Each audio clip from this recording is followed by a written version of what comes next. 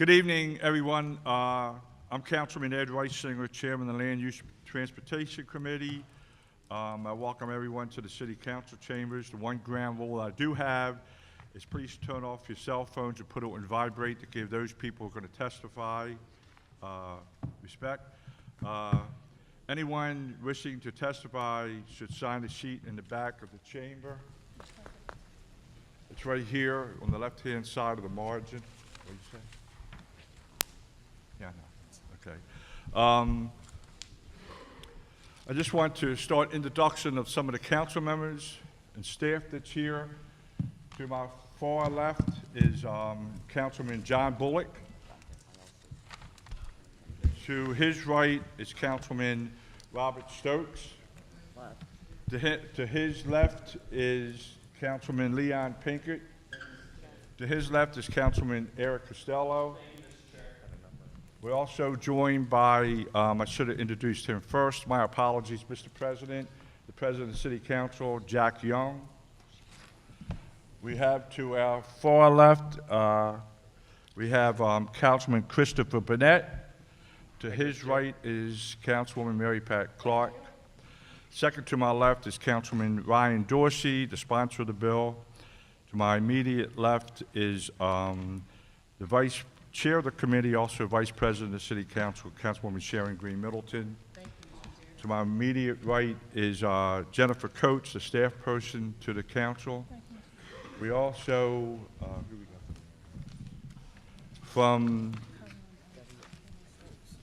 From the mayor's office, we have Karen Stokes, Kyron Banks, okay. And, okay.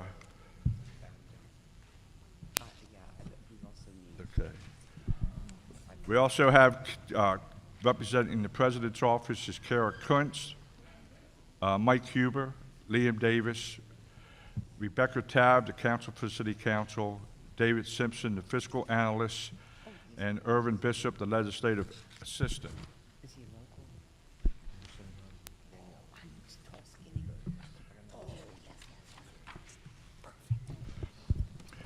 We're here for City Council Bill 17-0102, Complete Streets. The purpose of requiring the Transportation Department to construct and operate a comprehensive complete streets transportation system, creating a complete streets coordinating council to make certain recommendations and oversee certain activities regarding the complete streets transportation system. Before I call on the sponsor of the bill, if the Karen Stokes, representing Mayor Catherine Pugh. Thank you, Mr. Chair. Mr. President, Madam Vice President, members of the committee, I just want to start by being very clear. The Pugh administration is committed to a complete streets program. Prior to taking office, she put together a comprehensive transition plan in which she addressed some of these matters. We absolutely believe in a multimodal transportation system with greater opportunities for walking, cycling, and a more comprehensive public transportation system. It would improve our environment, promote better health among our residents, and make our city eminently more appealing and desirable to newcomers. So undoubtedly this hearing will highlight our commonalities. It'll illustrate some differences that we have, but I am here to tell you that we are committed to moving forward and coming up with a comprehensive complete streets program that can make Baltimore City the model across the country. So thank you very much. Thank you for the mayor's support and comments. Now we're ready to go with the sponsor of the bill, Councilman Ryan Dorsey. Thank you, Mr. Chair.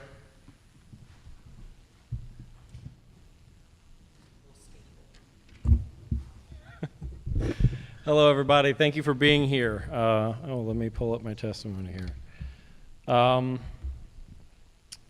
So I first want to start by thanking the council president and his staff, particularly Kara Kuntz and David Simpson, for the incredible work that they have done to prepare their report on this bill. Mr. Chair of the committee, Madam Vice Chair of the committee, and Vice Chair of the Vice President of the City Council, and my colleagues here on this committee and on the council, thank you for your work, your support, and your time to be here this evening. I need to thank Baltimore, my lead coalition partner on this, Liz Cornish, Jed Weeks, Danielle Parnes, and Ben Groff from the Tidemore Group for the immense effort that he has made to help draft this bill and meet with so many stakeholder and coalition partners, really countless hours that he's put in. My staff, and in particular, I also really want to thank Councilman Pinkett for the hours that he has put in meetings with city agencies, in particular DOT, to have the robust dialogue that we've had in preparation for this hearing today.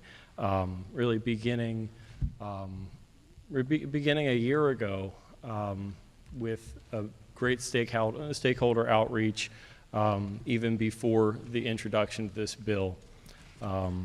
So with that, I have a PowerPoint presentation. I'm going to try to kind of whiz through. Brevity is not my forte, but council members, and I'm not actually sure what was distributed to everybody. There are two different packets that were distributed. The one that is kind of vertically oriented is really a little bit of a condensed version of the one that is horizontally oriented, which is this page for page is this. The one in the chair's left hand is the PowerPoint presentation. Here we go. So Baltimore began with dirt streets that evolved over time, right? Like everywhere. We were a transportation leader in many ways, as my colleague Councilman Burnett just noted, steam-powered trolleys, even when they were horse-drawn. We were a leader in many ways, but eventually fell into the same trap as just about every other city in the country and many throughout the world when, in the 1950s, we took a sharp turn toward the prioritization of cars. Then Transportation Director Henry Barnes pursued this on a massive scale, requesting 550 projects in a single CIP year to realign and better outfit intersections and roadways in the city for the prioritization of cars over the streetcar system that existed there and the pedestrians who were still using the way in huge numbers. There's a quote that I think is really telling here. I don't mind Baltimore's streetcars except for the fact that they run on the streets. It's really telling, I think, of how we very affirmatively downgraded the transportation that we had always relied on, even at the same time that others in the field of urban planning and transportation were letting us know that there were actually a variety of opinions on the matter. It coincided with white flight, and city leadership really welcomed it, even while leading voices warned of its perils. Within the next 15 years, other cities could see the damage cars were doing and began to reverse course, putting policies in place to revert back to a pedestrian-oriented way of growing their cities and communities. Today, nearly 1,300 complete streets policies exist across the country. Baltimore has had one in place since 2010 formally. I'll talk about that a little bit more. There is just so much progress to be made, and these policies take a lot of different forms and can be researched extensively for any who really care to dig into them. The urgency of the immediate need for change in Baltimore is understood in many ways, but I believe the matter of equity is the most important consideration we need to make. A third of households in the city, and more than half of the households in historically redlined black communities, and in some cases more than 3/4 of households in the most disadvantaged census tracts, lack access to a car, and yet our city infrastructure and transportation investment fail to adequately meet their needs in a way that affords them the same opportunities as the individual car-driving population. Reports give nearly the lowest possible scores to the opportunity our transportation network affords these households, and note the ways that the high cost of transportation impacts the ability to afford all of life's other needs. Safety is, of course, like equity, among the highest of concerns. Our roads are nearly 4 times as dangerous as the state in general, which makes us about as dangerous as Los Angeles, one of the most notably car-oriented places on the planet. And conditions are getting worse, with crashes and all the related outcomes of death and destruction increasing by 46% over the last 5 years in Baltimore. We face an increase of dangers at a rate of roughly twice the national average.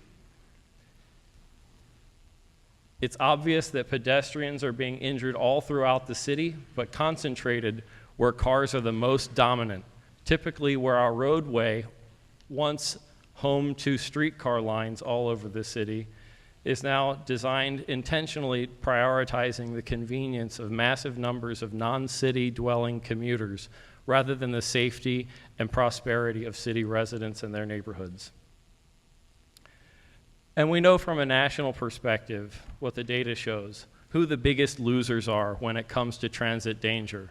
People of color bear the true burden, as they have done in virtually every facet of life throughout our country and our city's history. On a local level, we see it week after week. A few weeks ago, 6 children were injured when a car smashed through the exterior of their school.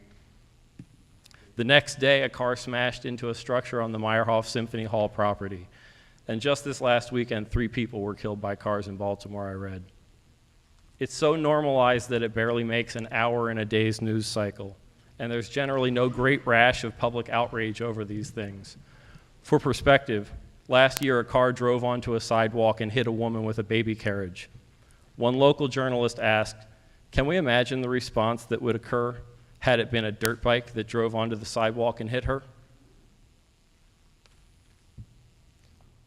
When you prioritize cars, you get cars, lots of them. They produce emissions, and this impacts air quality. This contributes to asthma and other illnesses. Asthma is the leading cause of Baltimore City public school students' missed time from school, and cars are a leading pollutant in the city. And we know whose communities are hit the worst, as these maps show. Beyond the health costs, there are economic costs. Prioritizing cars doesn't just mean prioritizing where they drive, but where they park as well. This comes at a hefty price that drives up the cost of living for everybody, to say nothing of how expensive it is just to own a car in the first place. If we were prioritizing other forms of transportation to a degree that it was practical for multi-car households to become single car, we would free up a calculated $855 million in city households annually. That's a big bump for our economy by any standard. And when we spend money on complete streets instead of less equitable projects, we improve more communities and create more jobs than we would otherwise.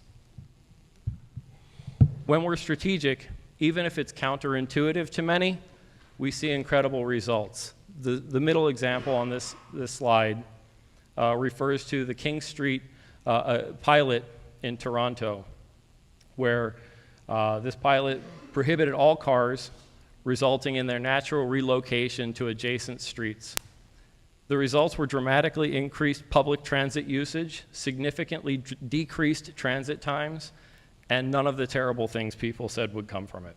For perspective, on the basis of usage or location relative to origins and destinations and length, this pilot would be similar to doing the same, eliminating cars entirely from on Charles Street from Pratt to North Avenue, or from the Monument to 33rd, or on North Avenue from Pennsylvania to Greenmount. For nearly a decade, Baltimore has had a complete streets resolution on the books. But if the vast majority of our experience in the previous 15 slides tell us much of anything, it's that it hasn't gotten us much anywhere. It's supposed to make all projects complete streets projects at all phases, but all over the city, we keep resurfacing roads designed to interstate highway standards. Pardon me.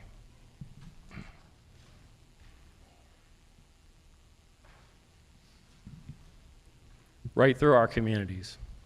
And in nearly a decade of what was required annual reporting, only 2 reports have ever been produced. and I think you'd be hard-pressed to find someone who would consider them useful documents. But it's just a resolution. It's unenforceable, and every DOT director we've had has acted as such, failing to implement the regular use of best practices. This bill mandates adherence to a few key design standards that we cannot afford to continue to leave up to chance as to whether DOT will do the right thing. It makes sure that city agencies are in communication with one another to ensure opportunities aren't being missed. It gets detailed about the kind of reporting that needs to be done to ensure that reports are telling us what we need and deserve to know, how processes work related to project selection, planning, and delivery, and requires DOT to make clear its policies on community engagement. It's necessary and fair for every city resident, business, and investor to be able to easily see these things and refer to them. The next set of slides, I think there's an error on this. The two markings there, the asterisk and the check mark, I believe that they're swapped. They're referred to through the rest of the following slides.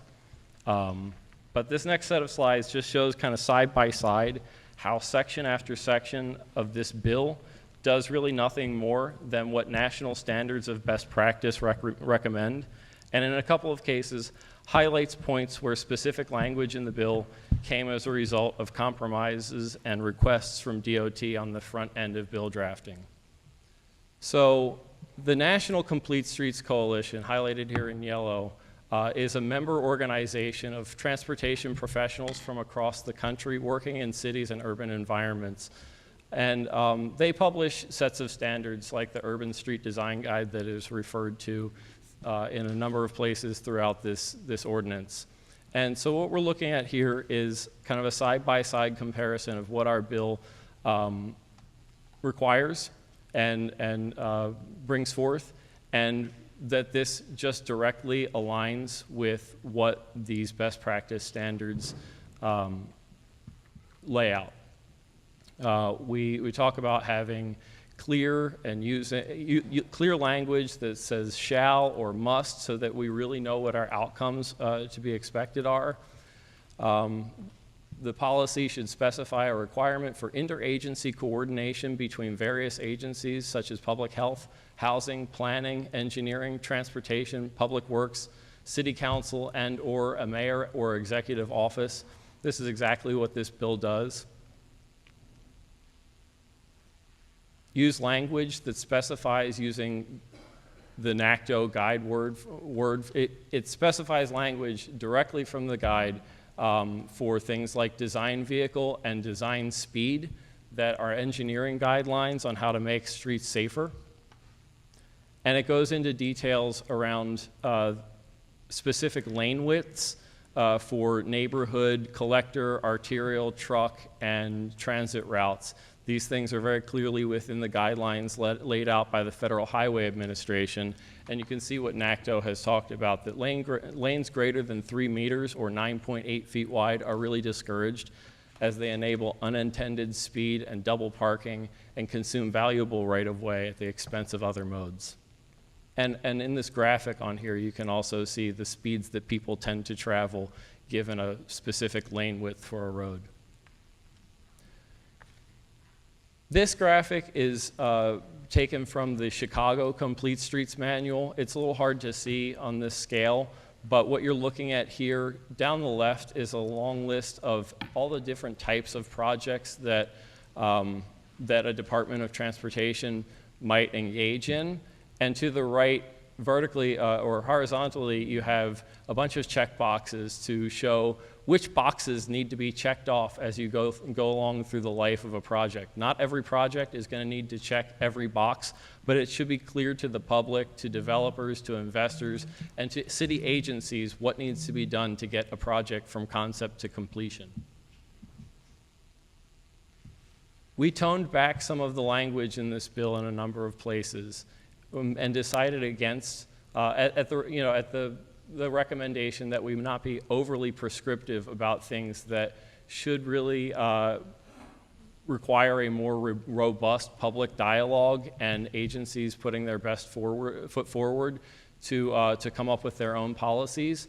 And one of those is around how we ensure that community engagement becomes truly equitable.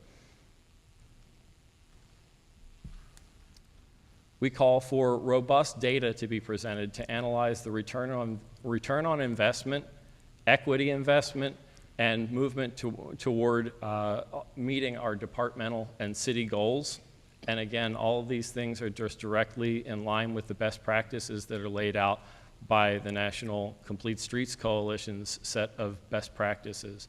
The National Complete Streets Coalition recognizes annually leading policies from across the country, and just a couple of weeks ago recognized this bill and the outreach effort and the coalition building that's been done around it, and other specific elements, particularly the coordinating council, as a pioneer on a national scale, listing this effort as one of the 12 best new complete streets initiatives nationally for 2017. We did an incredible amount of outreach. I know I went into neighborhoods and organizations that organize multiple neighborhoods, such as Southwest Partnership, Harbell Community Organization, the No Boundaries Coalition of Central West Baltimore, and met with so many others around the city, Southeast CDC, and talked about York Road Partnership and others. And so these are the neighborhoods that we were able to reach in one capacity or another. So you can see that I really made an effort to get out and talk to people throughout communities throughout the city in a diverse range of neighborhoods. And we collected comments over the last year from people in neighborhoods throughout the city. So for the purposes of this presentation, I put up quotes from a number of people who reside in the districts represented by the members of this committee. And these are all available in that pamphlet as well, in the handout.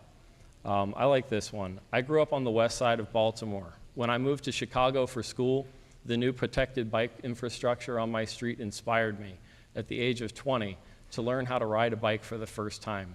These bike lanes transferred my 2 transfer bus commute into an interesting, albeit lengthy, ride to work. And this one, I would love for my children to be able to walk or ride their bikes to school, but it's impossible for them to do that without safe streets. 100% support for this ordinance. And so this is some numbers around the kind of outreach that we did. Not just me, but my coalition partner, Bike More especially. And I really am appreciative of committee members and other council colleagues who worked with me to help connect to community leaders in their districts throughout the city, that I wasn't just going in uninvited, that we were really partnering because we understood from the outset that this is something that's really important for Baltimore City. This is the coalition that we've built of national partners, ranging from the AARP, whose annual publications read like a manual on how to design and build more equitable, livable, walkable, safe communities and streets so that people of all ages can remain in communities and have all of their needs met. The American Heart Association, and an organization that I know the council president is very familiar with, as well as the rest of the council, Associated Black Charities, with whom we worked from the very beginning to ensure that we were meeting the equity guidelines that their organization sets out in the 10 essential questions to ensure a racial equity is used in policy making. The Safe Routes to Schools National Partnership, and a variety of others locally and regionally, neighborhoods throughout the city, and these other organizations that I mentioned, things like the Downtown Partnership, Transportation Alliance, the United Workers, the American Institute of Architecture, where Baltimore has the oldest branch in the city, in the country. That's the conclusion of my presentation. So I'm going to just leave that one up there because I'm proud of that. Thank you, Mr. Chair and colleagues. We have a panel of a few experts here. Councilman, before we go to the panel, I just want to state that I know that you and your team has put a lot of time and effort and energy in this, and I want to thank you. And it was a great presentation, to the point. So you want to start with your panel? Yes, I want to thank you, Mr. Chair. Where is my panel? I thought they were going to be sitting up here. Well, I guess we'll just bring them up one at a time. They're right behind me. Yeah, Where are just they? call them up. All right, so at first I want to read one piece of testimony into the record. We had the Director of Transportation for America, which is a division of Smart Growth America, lined up to be here today to testify, and he has fallen ill and could not make it.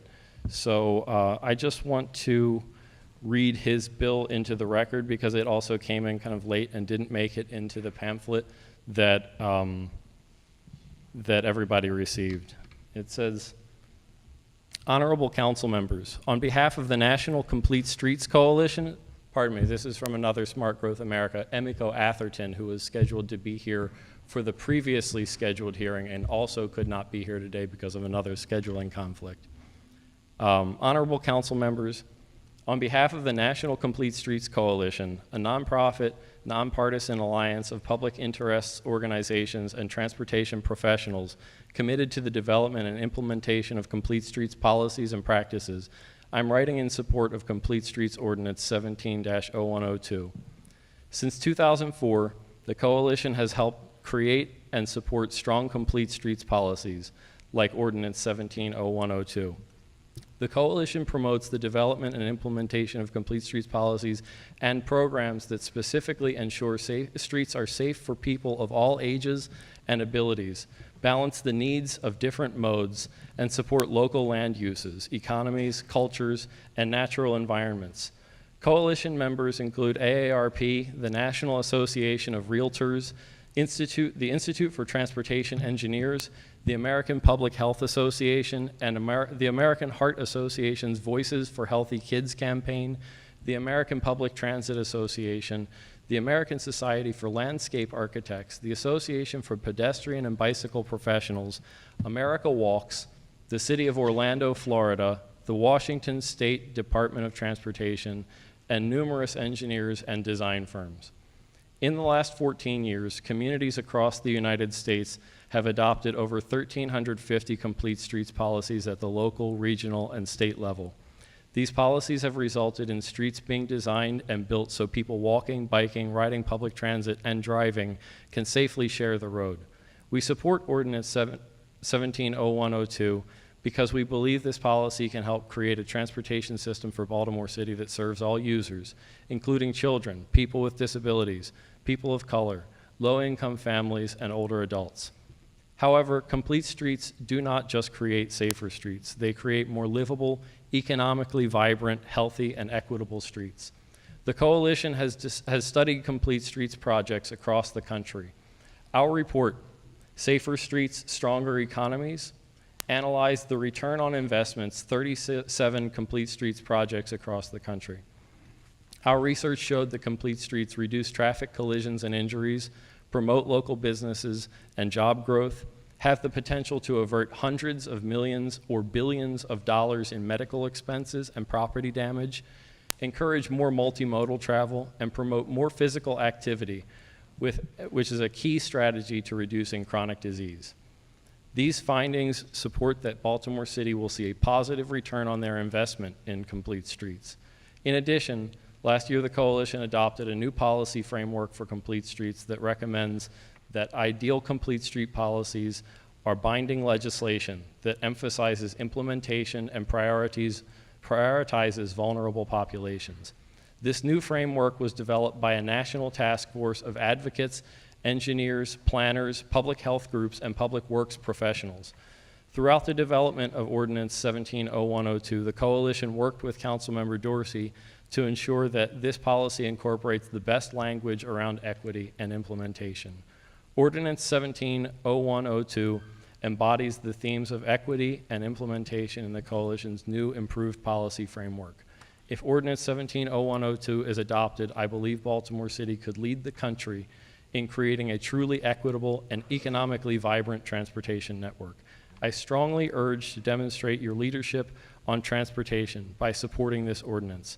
Sincerely, Emiko Atherton, Director, National Complete Streets Coalition.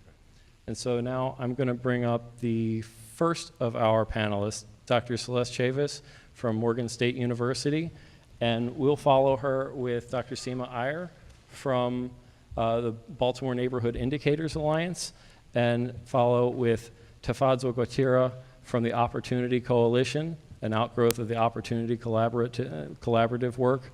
And Celeste is an engineer, an instructor at Morgan State, and she's going to talk from that perspective. Dr. Iyer is going to speak from the perspective of a data analyst and what the data tells us about the conditions here in Baltimore. And Taffy is going to speak from her perspective as a community organizer, a transportation advocate, and a public health professional.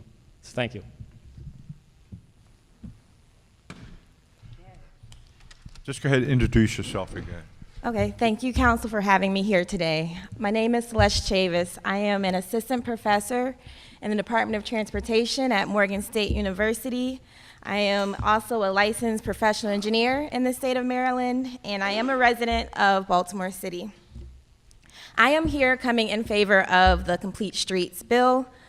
I want to start off by just saying a little bit about myself. I am a car owner. I would describe myself as a transit aficionado. I'm also an interested but very much concerned cyclist. And I say that because oftentimes I think that Complete Streets has a misconception of being against cars or anti-car. But instead, I would say that Complete Streets is pro-people, and I think that's a very important distinction. Complete Streets are pro-people by doing the following. It's providing for all users regardless of mode, whether you're walking, or taking transit, and so forth. And it's also pro-people by improving safety through traffic calming measures. I would like to take a moment to really talk about this distinction between the movement of people and the movement in vehicles, and how in my field of engineering that has slowly shifted where we've seen a distinction between person movement and vehicle movement.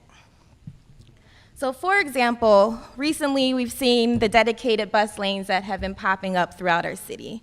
The backbone of this sort of treatment of our roadways is on the basis of reducing person delay as opposed to reducing vehicle delay.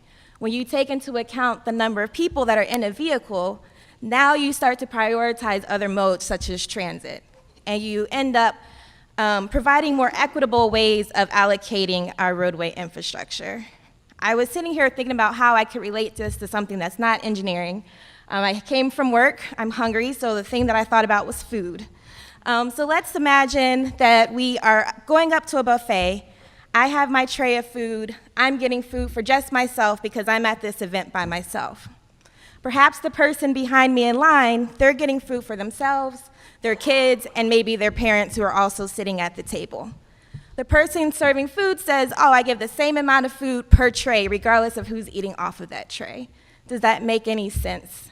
That's how we were treating our roadways, and that's how the shift has been changing over time, where instead of saying we're looking at each vehicle, now we're looking at the number of people in the vehicle. So I should not be treated the same when I'm driving by myself as the 40 people who may be next to me in a transit vehicle. Or I should be treated, should I be prioritized in my vehicle by myself when there's a pedestrian also on the roadway trying to cross the street? So that's kind of the framework and the motivation behind something like Complete Streets.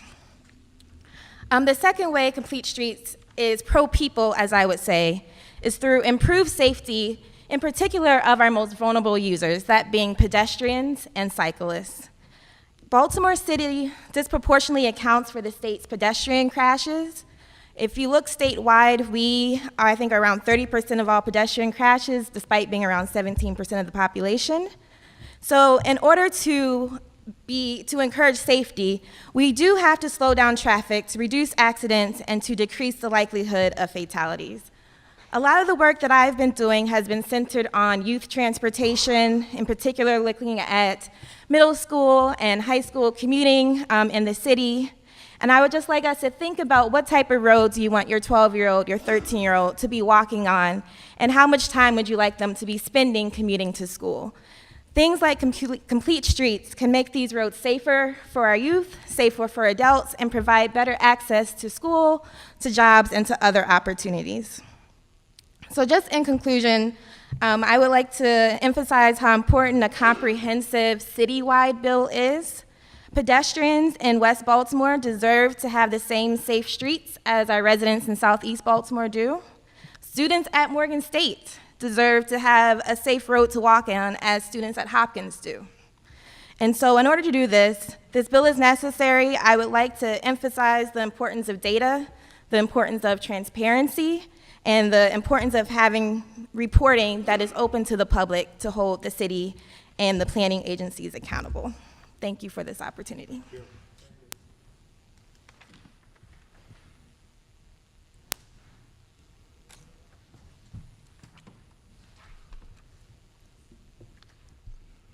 Good evening, and thank you for the opportunity to be here. My name is Seema Iyer, and I am Associate Director of the Jacob Frantz Institute at the University of Baltimore, and I oversee the Baltimore Neighborhood Indicators Alliance at the University of Baltimore. Every year, BINYA, as we are known, releases what's called the Vital Signs Report. We produce over 100 different indicators for every single one of our communities to better understand the quality of life in their neighborhood. About 5 years ago, we did an analysis of what kind of indicators were most closely related to population growth for our neighborhoods themselves. And believe it or not, the 45-minute commute time was the most negatively correlated indicator for population growth. If your neighborhood wants to continue to grow into the future in the middle of a city like Baltimore City, we must address the issue of long commute times in some of our most centralized neighborhoods, including, for example, Sandtown, Winchester, Harlem Park, which has the longest 45-minute commute time percentage by population. These are folks that are working in Sandtown, Winchester, Harlem Park, having to drive or travel that far, probably not driving. We know that from some of our other indicators. If we think about the neighborhoods in our region, in our city and in our region, they are like the muscles of the metropolitan area. The transit and transportation system and our transit lines and our roads and our streets are like the bloodlines. Those bloodlines bring people, they bring resources, they bring goods into each one of our neighborhoods, and without strong bloodlines coming into our neighborhoods will atrophy. And that's essentially what our data is showing, that without good mobility, accessibility, getting into and out of our neighborhoods causes some of our neighborhoods to continue to lose population. So you might have heard this phrase, and I didn't make it up, that millennials are looking for BMWs. And that's not the car that my parents probably wanted, but they're looking for biking, mass transit, and walkability.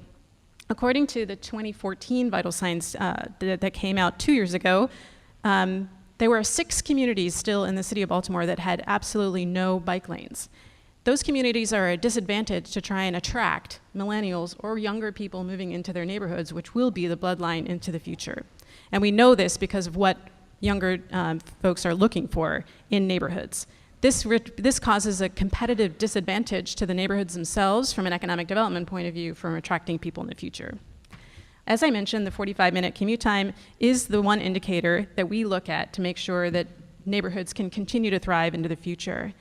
The 45-minute commute time at the neighborhood level has a 90% correlation with high unemployment. If your neighborhood is not attracting folks that can have easy access to jobs, either through the public transportation system or by the jobs being in those neighborhoods themselves, it is a disadvantage in an urban context like Baltimore City. And then finally, like I mentioned, the streets are far more than just the public right-of-way from kind of a sterile point of view. In most of our communities, the streets are the front yard of our communities, or the backyards of our communities. And we know this because so many communities asked us to measure how many event permits were being pulled to have the block party on the straight-of-way, or the festival, the spring fling in the public right-of-way. And so in 2015, we started to collect with the Department of Transportation's assistance how many event permits are being pulled in our neighborhoods. And in the neighborhoods where we have high event permits being pulled in the public right-of-way is exactly where we have higher employment and higher walkability for those communities. So we want to make sure that the streets are viewed as a critical element to our neighborhoods. They are the lifeline and the connectivity to other neighborhoods, and that's exactly what we need and why we support the Complete Streets bill. Thank you. Thank you.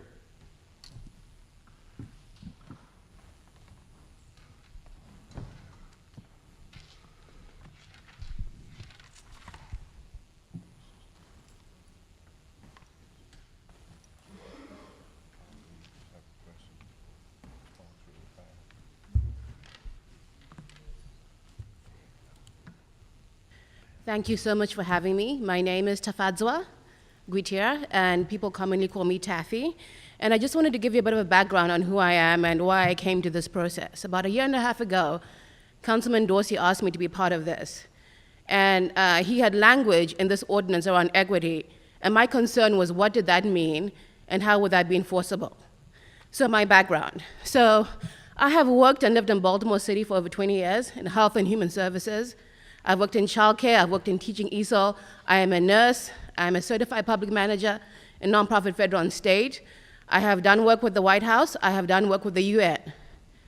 And my job was to make sure that this bill and this ordinance focused on equity and increasing opportunity for all people, especially our most vulnerable people, our children, over 20,000 of them who daily catch the bus to school, who need to have a safe sidewalk, a safe bench to sit in, cars not barreling down the street, cars not speeding and jumping over a curb on their way to school.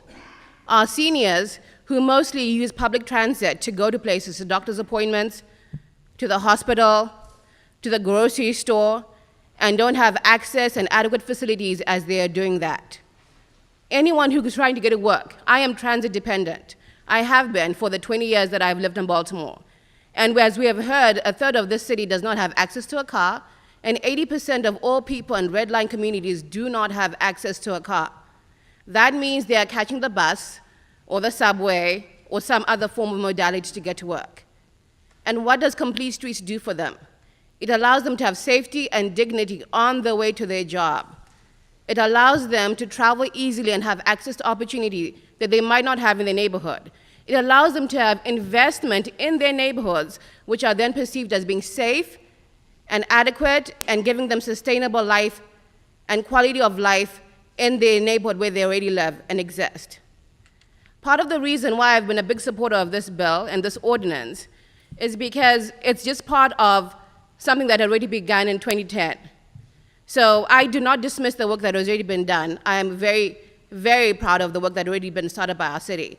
But I'm glad that this is enforceable, because that is what is required for all of us to have access and dignity and human rights in our city, and for all of us to have access to opportunity and not be run over and or dismissed on our way to work, on our way to church, and on our way in our daily lives. Thank you. Thank you. That's it, right? At this time, if any of my colleagues, well, first of all, let me rewind. We're joined by Councilman Brandon Scott to my far left. If any of my colleagues on the council or the committee that has a question to either the sponsor or any of the people who's on the panel? No? Okay. I just like to Councilwoman Clark, make sure you use the microphone. I just want to thank our colleague and the panel for a remarkable presentation. I'm really impressed. And it really is a good way of beginning to get where we need to go. And thank you very much for taking all the trouble to lay it out in this manner so that we can see where we're going with this, and looks like a good place to get. Thank you, Councilwoman. Thank you, Councilwoman Clark. Dorsey? Yeah, as Taffy just emphasized also, I think that it's really important for us to not dismiss the work of the past, and I really need to take my hat off to Councilwoman Clark for being a leader on this issue when we didn't have many leaders across the country, right? Councilwoman Clark was a champion for the resolution that we have in place that made us a NACTO founding city, that said that we are a city that should and will abide by the principles laid out in the guidebooks that this bill draws from, into which I referred throughout the bill and in my presentation to put best practices into place. So thank you so much, Councilwoman Clark, for your leadership. Yeah. Thank you, Councilman. At this time, report from the Department of Transportation.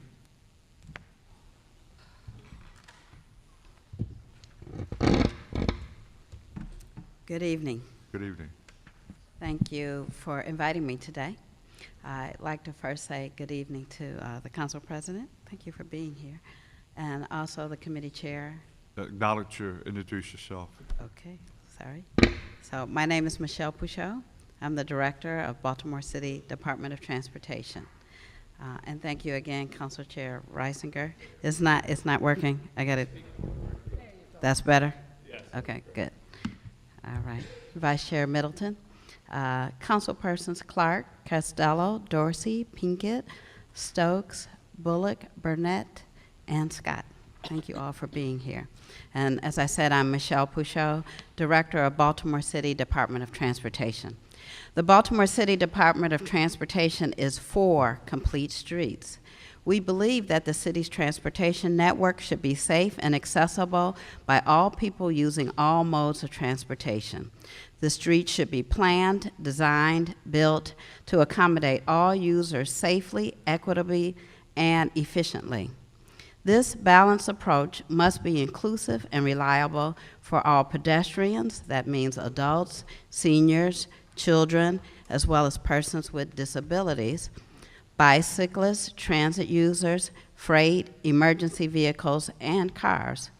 The fundamental purpose of our roadways is to provide people with access to opportunities through mobility. The success of our network will be determined by the volume of people we safely move and the quality of their experience.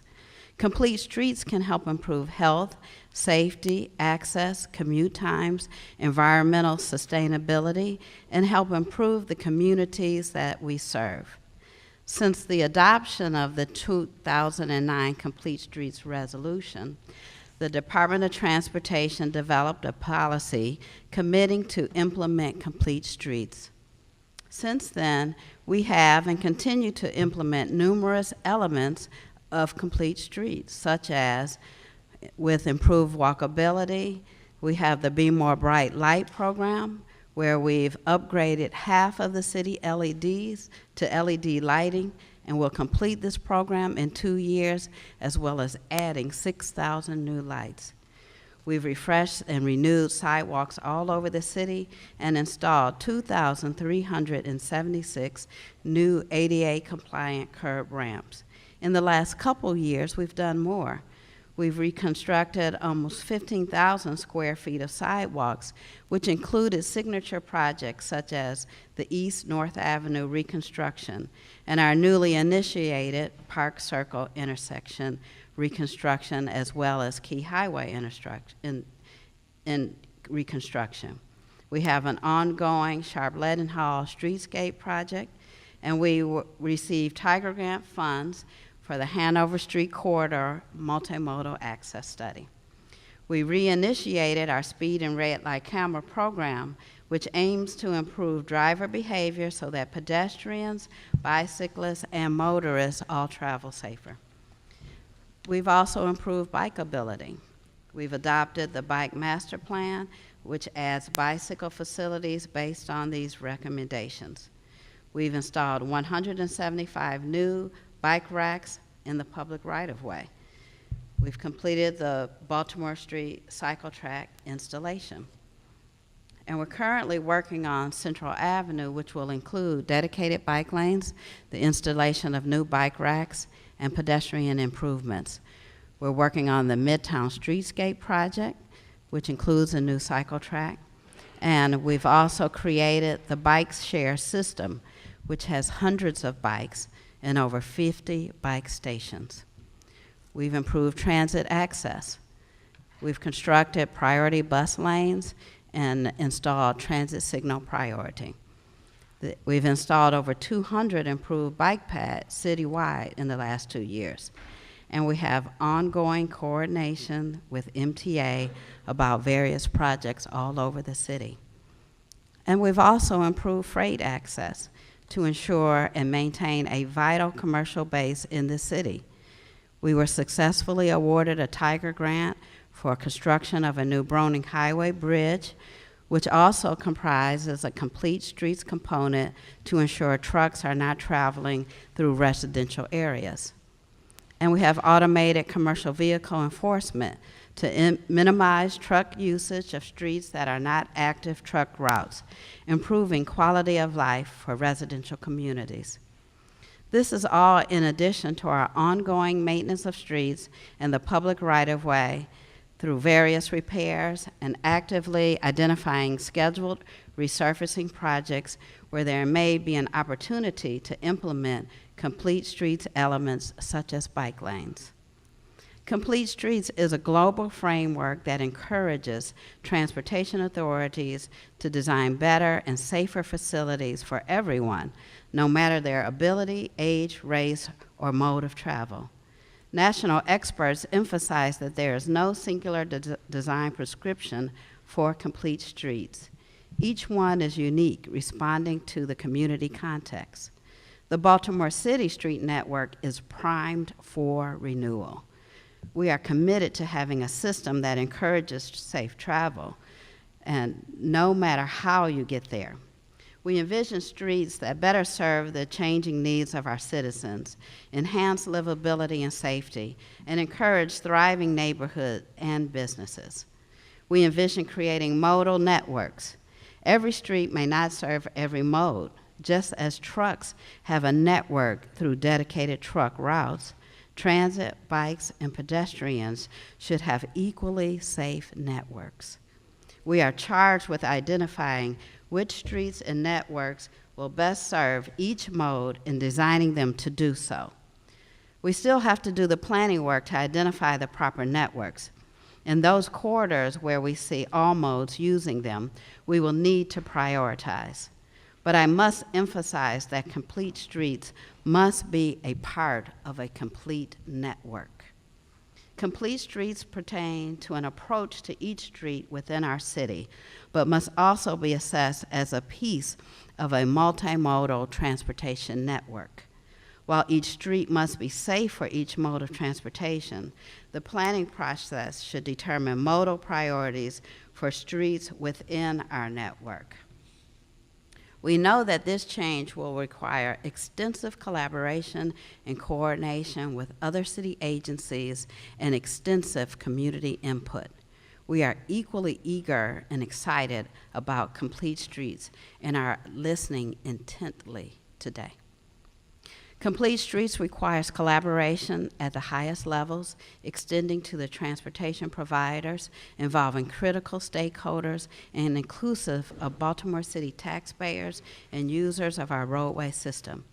Since the passage of the city's guidance, best practices have progressed significantly and continue to evolve. In fact, the Institute of Transportation Engineers, which is called ITE, has partnered with the National Association of City Transportation Officials, NACTO, to provide engineering support to NACTO and additional guidance. Baltimore City is a NACTO member, and we have joined this committee to take advantage of this book of knowledge and evolving expertise. In addition to the improvements that I mentioned earlier, we are planning for complete streets.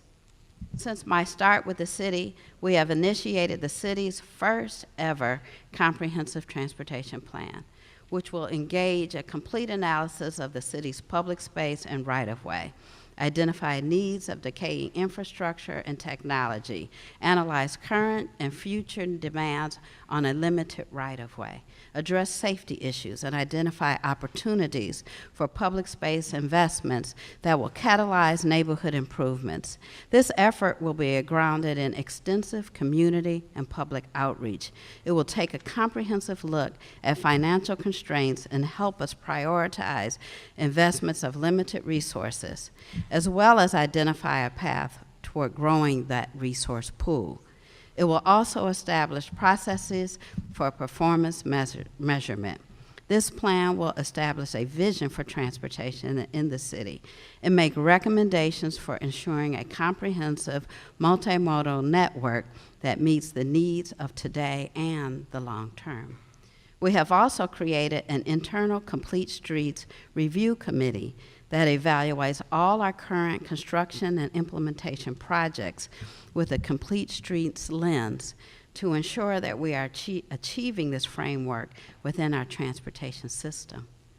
We just released our spring 2018 public education campaign that emphasizes and promotes complete streets principles, such as encouraging safer driving habits. We have adopted the Vision Zero approach to roadway safety through the development of our Toward Zero Baltimore Action Plan, focusing on engineering, education, and enforcement to help to reduce the number of crashes on our roadways and ultimately reach zero fatalities. We are working with the Department of Public Works on the update of the 6 cities' existing Green Book, which establishes standards, material control, and specifications for engineering and construction activities performed within the public right-of-way. To accompany the Green Book, a new design and engineering manual will be developed to describe the department's procedures and standards for preparing project construction documents. The primary purpose of this manual is to enable engineers, consultants, and private developers to efficiently and effectively design projects that meet the Baltimore City policies and standards while providing sufficient flexibility to allow creative solutions using engineering judgment to deliver a safe, context-sensitive project.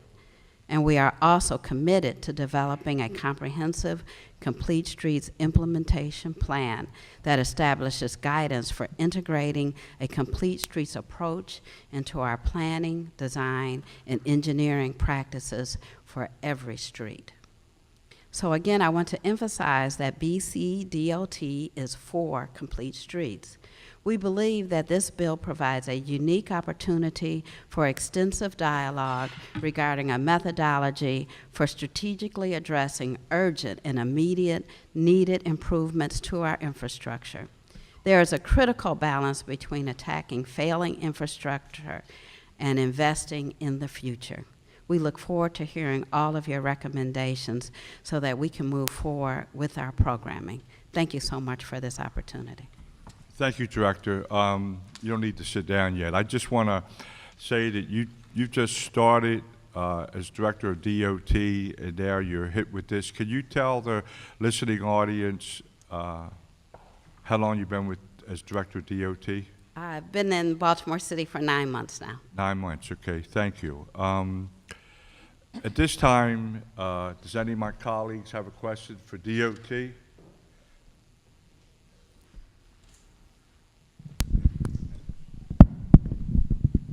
Thank you, Mr. Chair. Director Purcell, just from your professional experience, the City of Baltimore, as you said, introduced a resolution for Complete Streets policy back in 2009. What do you think would have been a reasonable time to move from a resolution to a more, enforceable document, as it relates to Complete Streets? So from my background, I'm a planner, and I believe there needs to be a strategic plan to move forward when you look at a system like a transportation system. The number of roads we have, the amount of roads, the various ways that we travel, transit, bicycling, walking, the complexity of the many users as well as the many providers.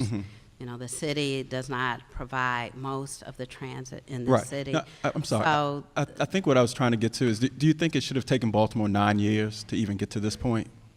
So what I believe is that Baltimore has done a good job moving incrementally on Complete Streets, but I think that with an approach toward building a plan and implementing in keeping with that plan may have helped the city move faster. What we're doing now, there are 3 pillars of what we're putting together in DOT to improve our transparency and to make sure that every project we do is considered through a Complete Streets lens. So not only are we looking at a comprehensive transportation plan, but we're looking at performance and project management, and we're looking at what DPW currently does. So the city already has systems and processes in place to do that. And the third part of it is asset management. And so with these pillars, we can more strategically move forward, and I think it'll expedite the process moving forward from here. Okay, thank you. Okay. I just want to add, Director, that the years I've been in the council, and there was a resolution. I strongly believe my opinion or spin is that the former, I know you've only been here 9 months, we have a new mayor, but I think that the former administration of DOT, 'cause I know there's been, you know, other have come and left on DOT, but I do think that they should have been more aggressive with complete streets. And I'm hoping, I know you've answered this, that you're not, it's not going to take you 9 years to Not at all. accomplish this. Councilwoman Clark? Yes, thank you, Mr. Chairman. I would just like to clarify that, in answer to the question, the resolution that was passed back in, I think, 2009, was a law. It was a mayor and city council resolution. So that means it becomes a law, but it's not in the city code. That's the difference. And so it's not amending the existing code. It stands on its own as a law of the city. But the point is well taken that we had a very difficult time before your tenure here, and in the intervening years, we had difficulties getting the Department of Transportation to report to the council as required by that law.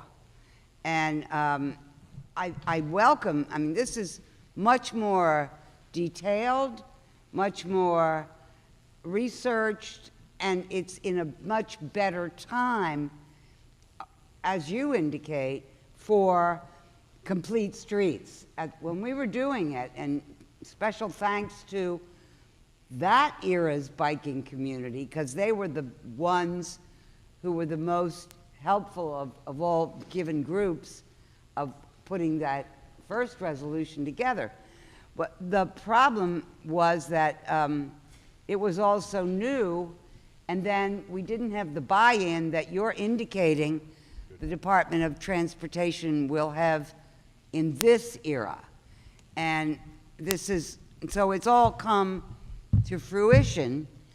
I know there are a lot of people who have a lot of questions and suggestions and additions, but I'm very excited that we all finally came to the same place at the same time. It's crucial that we get moving in this direction, and thank you for being so ready to do so. We appreciate it. Thank you. Okay, thank you. Councilman Dorsey? Thank you, Mr. Chair. Director Pruchot, thank you for your testimony today. And I want to thank you for the time that you have spent with me and Kara Kuntz from the Council President's Office and Councilman Pinkett and others to discuss this really since the day that you arrived here in Baltimore. I think you met with me your second day on the job. I think second week, but it was really okay. early for sure. Second week. And we have had, I think, 7 or 8 meetings specifically on the topic of this bill, and discussed pretty extensively reading through the bill line by line, along not just you, but also other DOT staff and representatives from the mayor's office.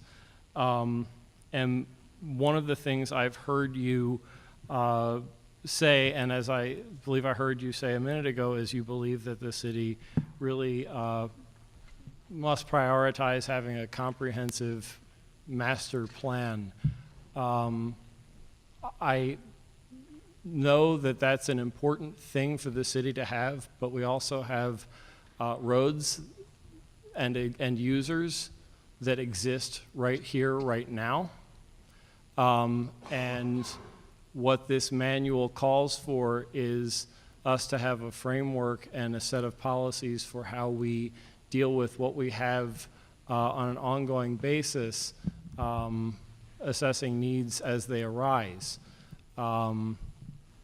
which I know is a big concern of yours as well.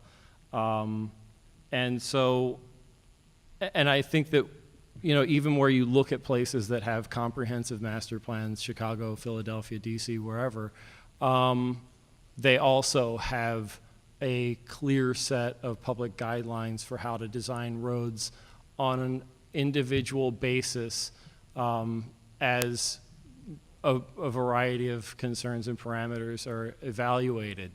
Do you believe that the one has to precede the other, or that they are equally important documents to coexist?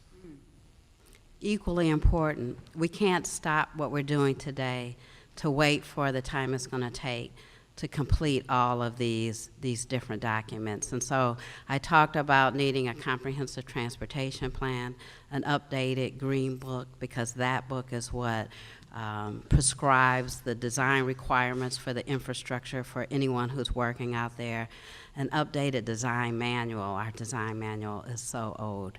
And then to have a complete streets handbook and complete streets implementation plan. We're working on all those things, but what we're doing immediately is looking at the investments we're making today. We put together a complete streets review team within DOT.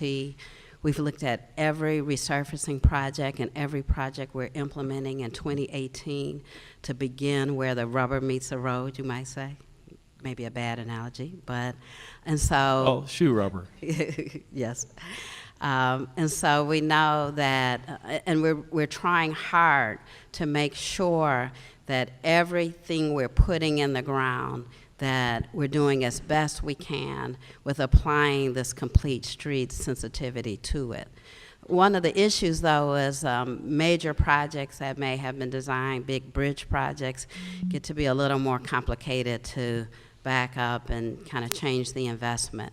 But all these are important, and so we have to look very strategically at each project we have, and we've dedicated the time to ensure that we're moving forward, that we're using our acumen to do that. I think an example, a particular example might be with our bike program. With when I got here, that program was really in turmoil, and I'm not going to say that it's completely out of the woods at the time we speak, but we backed up to try to think about what was going on, why were we here, what were the problems, and so we are working with the Mayor's Bicycle Advisory Committee, and we've outlined an approach for implementation in the coming year to ensure that we're not slowing the program down. Hopefully we'll get toward catching up some on the prior delays, and then working on an approach going forward to ensure that we're implementing priority projects and not compromising the overall network or what we do with the bike system. And using that lens, we're applying that approach to every single project that we're implementing this year. And so it's a pretty arduous task. We didn't release our orange cone list as quickly as we've had in the past because of the level of diligence and attention that we're putting on the work that we want to do moving forward, ensuring that it's done with a complete streets approach. May I? Yeah, how many questions? Yeah, go ahead. One or two others. So we've been meeting about this bill basically since you got here. We scheduled 4 meetings over the course of just 2 months in January and February, where we had a bunch of others present and read through the bill twice. I want to just, for a sense of perspective, have you seen the fiscal legislative report analysis from the Council President's office that was just published yesterday? I saw it was released, I guess, noon today, but I haven't had the opportunity to read it. So this is a 57-page report on this bill that digs deep into the entire history of complete streets in Baltimore City and significantly into policies from other cities across the country, and gets really into the nitty-gritty of projections for costs and a variety of other things.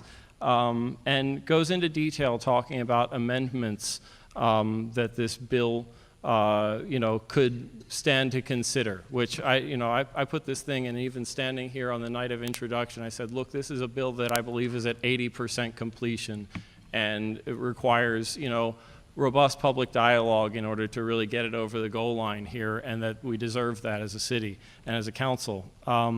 So I just am curious your perspective here. We've spent extensive time reviewing this personally together and with your staff. And your report doesn't say anything about any amendments on even a single aspect of this bill after 9 months of meetings about this and extensive conversation about every detail that's in the bill.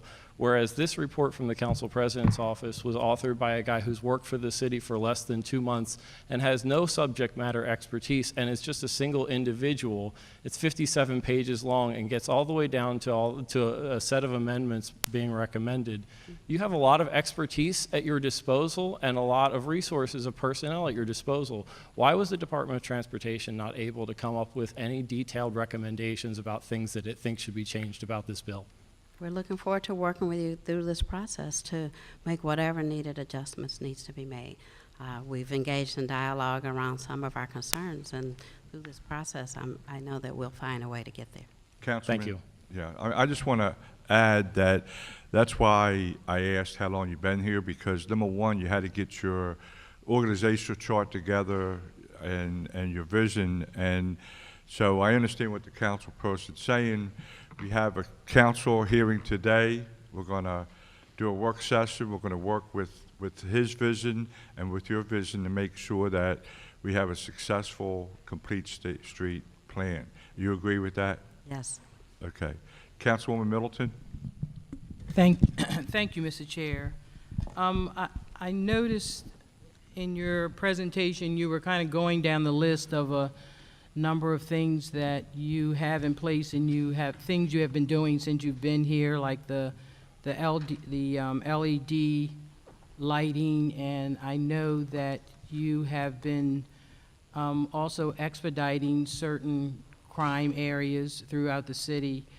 And then I also, you had made a statement about, I guess, financial constraints, and I guess my question is, I know that this whole project is not going to take place with just city money, and we desperately need other grants. And could you tell the general public, you mentioned Tiger Grant, could you just kind of explain what that is? But before you do that, I just kind of know personally the Park Circle project kind of started back in 2009 and met with the public and the people in the neighborhood, and we're finally getting, that is a major project for that area. So I commend you for starting to get that in motion, along with the other projects that are going to be taking place around the zoo area and with Park Heights. But please, just talk a little bit more about what that because that's an important funding stream. For sure. First, I'd like to talk a little bit about Park Circle. So I arrived here, I found out the project was moving forward. It had been on the books a long time. And luckily, I was approached by Michael Braverman from Housing. And he talked about the work that he was doing there. And then I talked to Tom Stoser from Planning, and he talked about, kind of the portfolio of projects that the city envisions around the area. And then I talked to others, the BDC, and it began this dialogue with city agencies around how we collectively implement a program of activities that provide for not only complete streets, but just livability and a whole, not just a network of infrastructure, but creating communities. And so we've sharpened our pencil around the Park Circle project, and we're like, can't we do more with greening the area, with putting more sidewalks in? We're right there up against Druid Hill Park. Can't we create an opportunity for connectivity from that neighborhood on the street with the sidewalks to the park? And so that's when I talk about that. We're not waiting to do a plan, and we're not just taking what's on the books and accepting it. We're looking at every project and trying to find opportunities to expand them to improve the community presence, talking to our partners in government, City Hall, and really throughout the community. I've talked to so many groups, many of them represented here, about what we're doing and how we're every day, changing the way we're working in DOT to implement those kind of programs. But funding is paramount. And what I say every day is we've got a lot of money in DLT, you know, about $250 million annually. That's a lot of money. Is it enough? No, it's not nearly enough. And so we've got to do more with taking advantage of other funding streams. And the federal government is the most natural place to provide for additional funding for the city. And usually those funds come through the state. And so what I've learned since I've been here, I ran a city-state DLT. I ran Washington, D.C. DLT. And what I've learned since being here, that as being a city, we don't adhere to all of the requirements that the state are subject to. And because of that, in some instances, we've compromised our ability to maximize the potential of getting federal dollars. And those Tiger grants, or they actually have renamed those grants to FAST, but it just came out, but they've renamed that grant. Those grants create opportunities for huge funding streams around signature projects. And so from day one, I started talking to folks about the Hanover Street Bridge and how we're going to fix that bridge. I mean, that's probably one of the oldest signature bridges in town. And we spend a lot of money on bridges in the city, which is really good because we don't want the bridges to fail. But that one is so costly. That one bridge would take one allocation, whole year allocation of our funds. So working with the council, we found a way to extend the useful life of the bridge. But we need $150 million to build that bridge, and it will be built with bicycle lanes, with pedestrian way, to become a new part, to reconnect that part of the community. You know, we got a Tiger grant to study it, and we've got to make a design decision on it, but we need so much more resources to fix that one bridge, all the other bridges, and change the way we do our everyday street improvement program. So resources are critical. And through a planning effort, you're better able to look at what we have in our entire infrastructure, what we need to just maintain it as it is, and then what are our needs to change it and move it to where we want Baltimore City to be in the future. And then just one last thing, our city has a federal mandate for ADA and your curbing. Is that correct? We want to clear that up, that the city is working in every neighborhood. Yes. To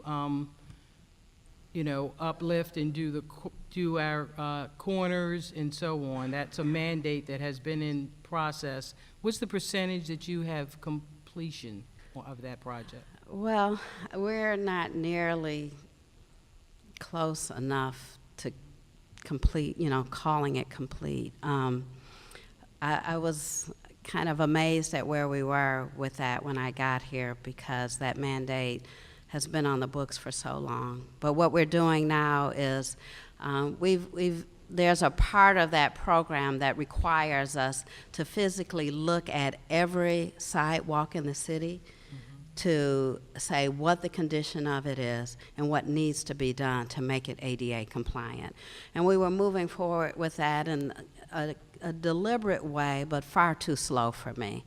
So this year we're going to complete that analysis.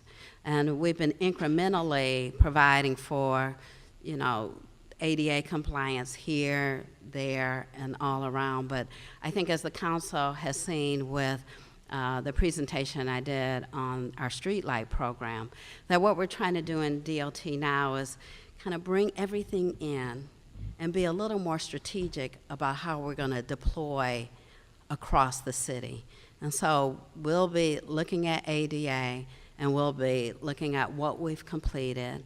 And then, some months, it may take almost a year, but we're going to have a complete strategy of how we're going to fully comply with the federal ADA requirements. All that's important for the Baltimore Complete Streets initiative. So, Thank you. Since there's no other questions, we're going to go to the next agency. Thank you, Director. Law Department.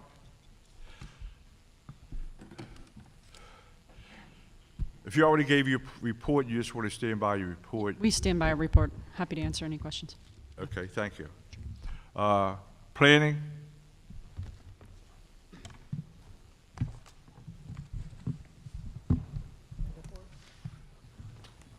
Good evening, Matt DeSantis, Planning Department. To be very brief. Yeah, you want to introduce yourself, or have you done that yet? Yes, Matt DeSantis, Department of Planning. Planning is very supportive of the bill framework, including the establishment of a coordinating council, a manual, reporting system, and meaningful community comment and involvement. And we are eager to continue collaborating with this committee, our fellow agencies, and with the public. I'm happy to answer any questions. Okay. Yeah. Thank you. Thank you, Chair. Law Department? Oh, we already did the Law Department. Okay. HCD?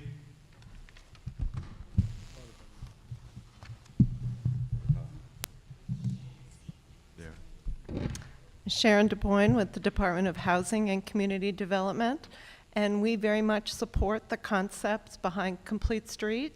We think it really helps with supporting healthy, safe, and viable communities. And we have, in our report, we've identified a few amendments that we would like to be considered. But we think it's a wonderful thing for the city and for neighborhoods. Thank you. Okay, thank you. Fire Department?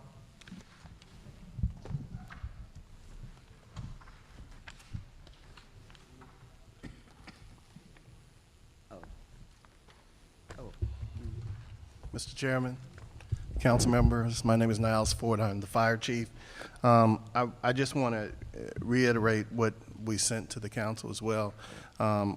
We support Complete Streets with a few concerns, one of which is we're concerned about the International Fire Code and respecting 2015 International Fire Code. We're also concerned about the coordinating council, and they're not possibly being a member from the fire department sitting on that council. Okay, thank you. Mr. Chair. Yeah, go ahead, Councilman. Thank you. Chief Ford, I appreciate you being here and appreciate you submitting testimony and Yes, sir. coming here to stand by it. I just do want to note for the record that we met and I asked you if you wanted to be on this council before I introduced the bill, and you said no. But we do favor the amendment to add the fire department onto the bill, into the coordinating council. I'm sorry, it might have been misplaced in translation. I wouldn't personally want to sit on this committee, but I certainly would want my designee to be sitting on the committee. Thank you, yes. Thank you. Parking Authority?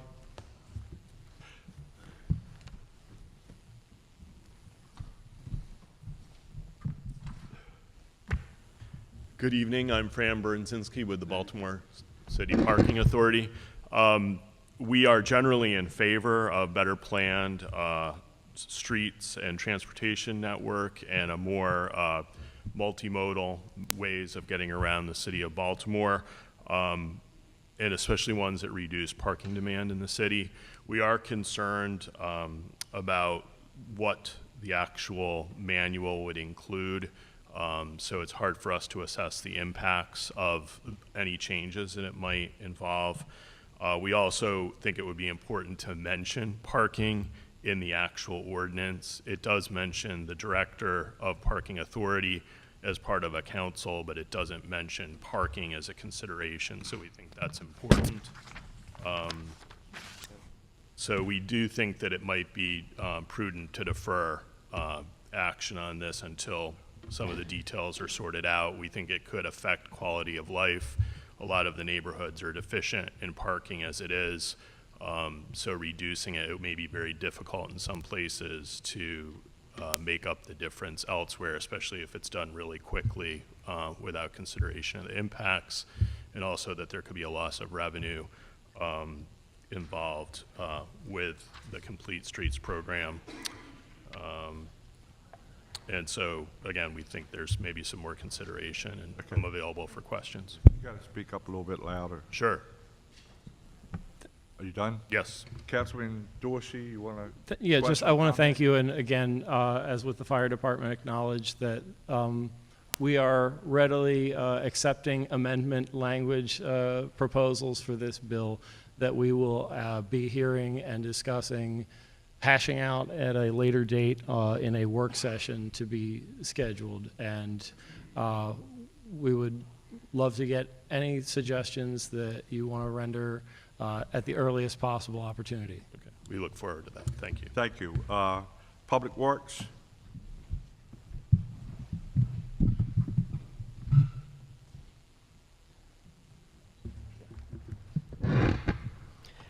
Thank you, Mr. Chairman, committee members, council members. Marcia Collins, representing the Department of Public Works. I'll keep this very simple. We, as a public works agency, understand what it means to have infrastructure that needs a lot of work. We know that it takes a lot of planning, coordination, strategy to be successful in improving and building upon what we have. And I see this as being no different than some of the struggles that we have.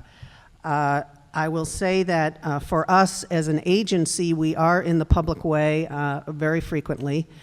And so in our staff report, we provided some suggestions for the committee to consider as you move forward with this legislation. And this could either be in legislation or in a manual. But of course, because of our many facilities that we have underground, we need to be able to maintain access to those facilities so we can maintain them, improve upon them, and repair them as needed. We have a mechanical street sweeping program that has vehicles that require being next to the curb, the brushes being next to the curb to be successful. And so when we look at some of the ways in which we put protective means for, say, bicycle lanes or other, we would just like some consideration and thought. If we have to give it up, we have to give it up. But we would like to suggest that some of our street sweeping routes be one of the overlays to be considered. We have vehicles and solid waste that are in the communities most days of the week. And they will need to be able to make the turn radii and access either front or rear collection, as is typically done. So these are all things that are practical considerations. They're not anything that can put problems in the way. They're just things that we have to think about as we move forward. And we look at designs and priorities and how we balance all the needs out there in the right-of-way. And of course, we understand the whole issue of safety. We want our people who are working in the right-of-way to be able to go home safely to their families, and that's obviously part and parcel of how we look at our rights-of-way now. And we also want, you know, a lot of our employees are residents of this city, and we want them to be able to get to work safely on time and get home on time and not have to take a long time to get there. So we feel very invested in what may be prepared through this program, and we are willing to work and coordinate with all the other agencies, and certainly in particular with the Department of Transportation. They've been very, Director Perceau has been very outgoing and outreaching in her working with our department, and we look forward to that to continue, and I'd be happy to take any questions the committee may have. Okay, thank you. Before we go to the next agency, President of City Council Jack Young, you want to got a question?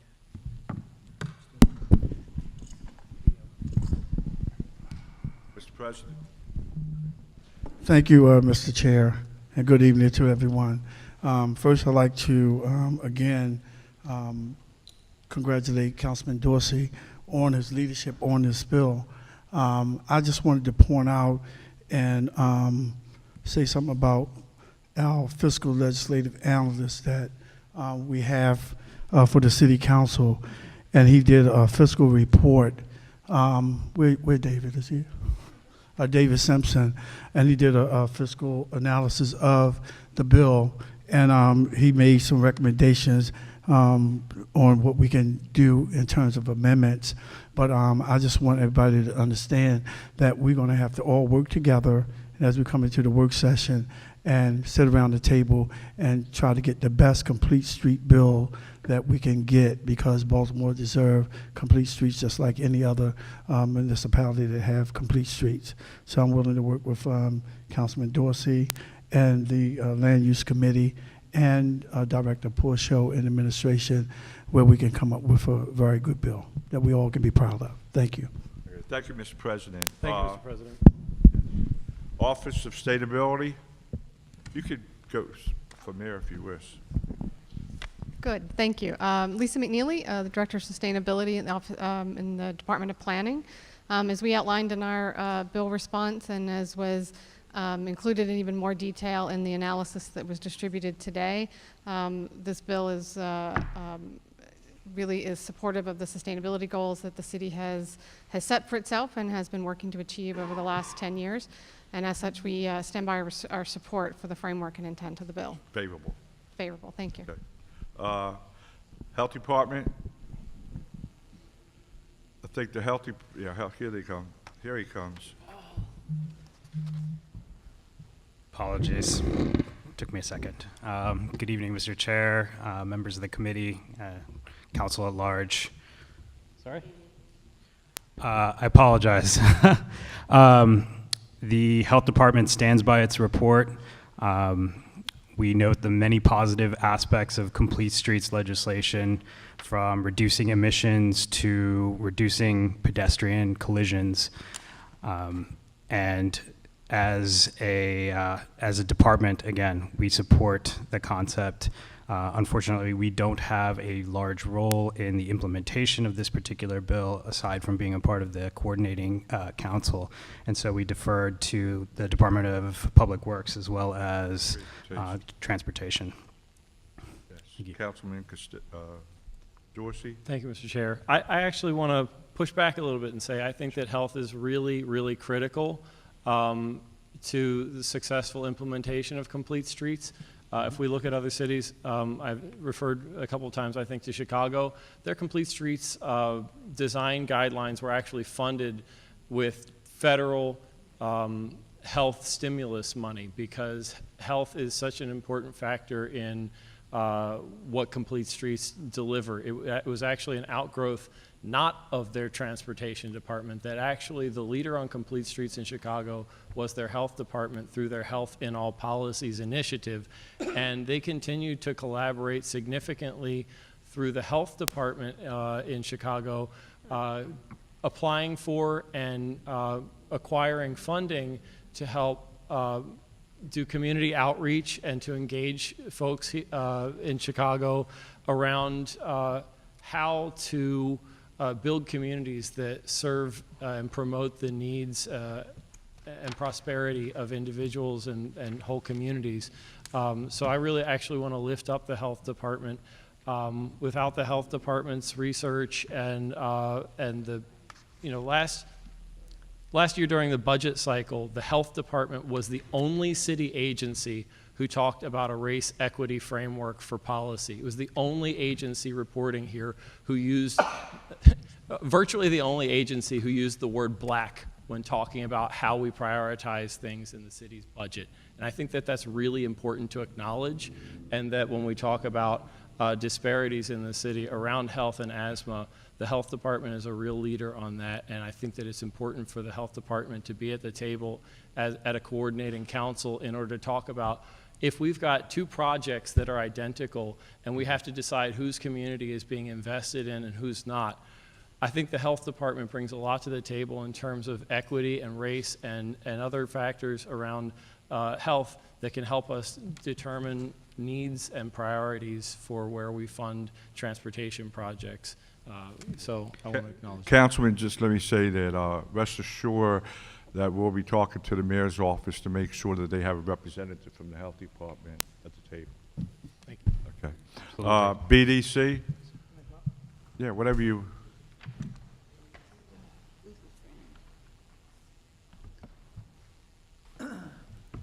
Good evening, Mr. Chair, members of the committee, and other council members present. My name is Kim Clark. I'm the Executive Vice President for Baltimore Development Corporation. BDC has worked closely with the councilman. We had some concerns about the bill, but we feel like they're going to be addressed.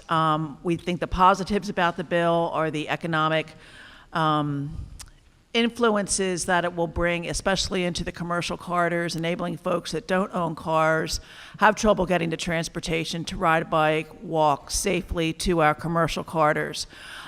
We are concerned with bikes and truck routes and the mobility around the port, and we have offered to work with the councilman as well as our industrial representatives on ensuring that a complete street is something that's complete for everybody involved and not the mixing and matching, which would create an unsafe environment.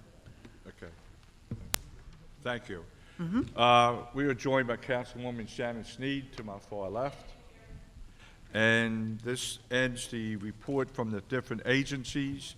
At this time, we will start with the audience testimony. Sean Malone.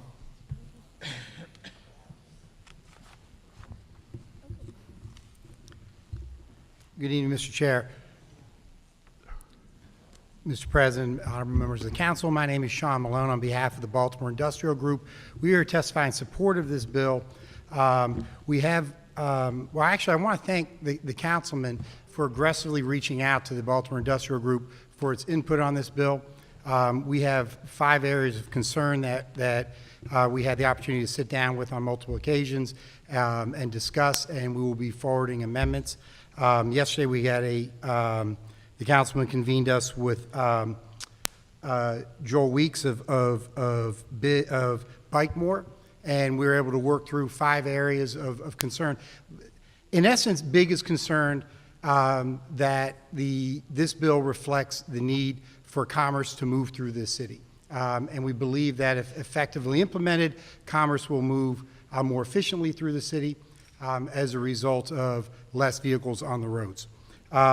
We would like to see, in just quickly 5 areas of change that we were looking at, we'd like to see some guidance in the recitation section that indicates to policymakers to protect the movement of freight through the city. We would like to generally see more flexibility for city officials with regard to the recommendations from NACTO, that when justifications offered that the city doesn't give up its authority to make appropriate accommodations. We would also like to see in the reporting, the annual report, that we measure freight movement times from the port through the city. We have prepared written testimony that goes into more detail. I know there's a lot of people to testify. I won't take any more time, but I'll submit those with your permission, Mr. Chair. Thank you. You want to? Thank you. Regina Lansinger. Is that Regina Lansinger? Yes. Good evening. My name is Regina Lansinger, Director of Hamilton Lauraville Main Street. Mic up a little bit. Can you hear me now? Yeah, if you could speak up just a little. Okay. I'll be very brief. I'm in favor of the Complete Streets project. Traffic in our area, like everywhere in the city, but in our area, it is really bad, and I've been witnessing the increase in problems. The right turns on reds, people running red lights. Our commemorative clock has been destroyed on 2 occasions.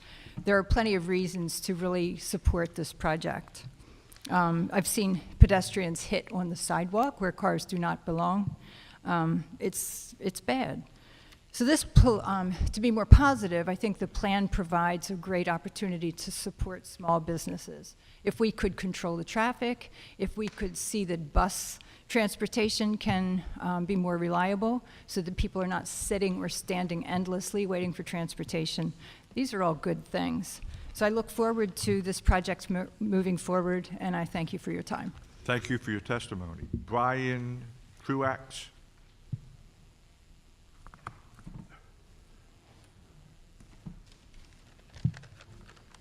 Hello. Good evening. Hi, I'm Brian Truax. I'm president of the Lauraville Business Association. In my business district, it is not safe to walk, bike, or actually drive. I'm actually from Los Angeles, and it's horrible here. People drive with little regard for safety or the laws. So implementation of the smart growth concepts to Harford Road to slow down traffic and physically limit people from driving like it's a racetrack is essential for the safety of residents and the growth of small business. The Laurelville Business Association met and voted unanimously in favor of Councilman Dorsey's proposed legislation. Thank you. Thank you. Jose Garcia. I apologize if I mess it up. Hi, my name is Jose Garcia, and thanks for having me. Thank you. I am a store owner on 5509 Harford Road and 21214.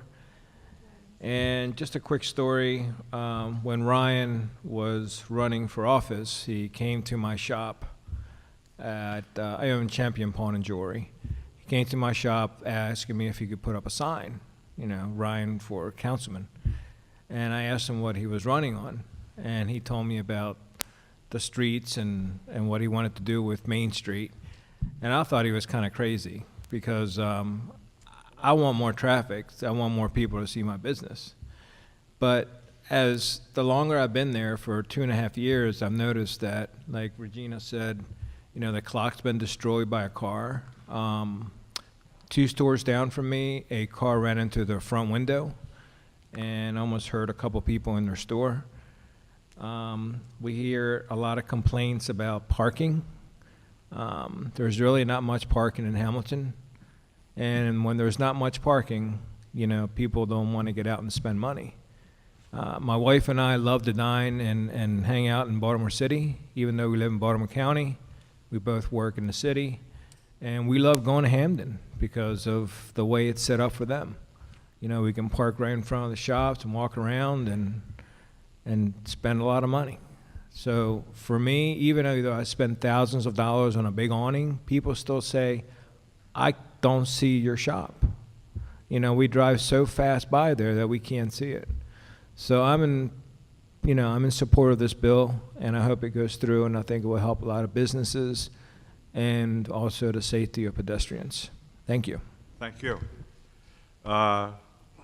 Lisa Cornish. Liz Cornish.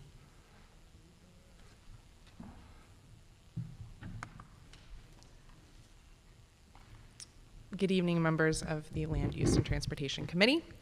My name is Liz Cornish. I'm Executive Director of Baltimore. We are one of the lead coalition partners that have been working with Councilman Dorsey for the last 1.5 years to both grow our pretty impressive coalition of organizations across the city, to solicit more than 1,000 letters and individual letters and signatures of support from all of your districts. And I just want to express what an exciting opportunity this has been for our organization to work diligently with all of the partners to make sure that their needs were heard, they were addressed in the initial draft of the legislation, and that we were able to be here today to our first hearing. So thank you. When I moved to Baltimore 3 years ago to assume my role as the executive director of Baltimore, my task was pretty clear. We needed to uncover the challenges that were allowing Baltimore to fall behind dozens of other American cities in transportation improvements and fight like hell to correct course. I've formed many relationships throughout the city employees, elected officials, neighborhood, and business leaders, and I have spent many, many hours working with DOT staff. And what I see when I'm in these meetings is that I frequently see DOT put forth good plans with good contractors, but I often see their professional opinions around safety get cast aside at the first sign of community opposition. I've seen our city resources wasted as grants languish year after year due to lack of leadership on projects that prioritize other modes of transportation besides cars. So that's grant dollars that we've gotten from the federal and state government that we can't seem to spend down even after years and years. And then I've seen multiple people injured and yes, even killed in exact spots where residents have been pleading for safety improvements.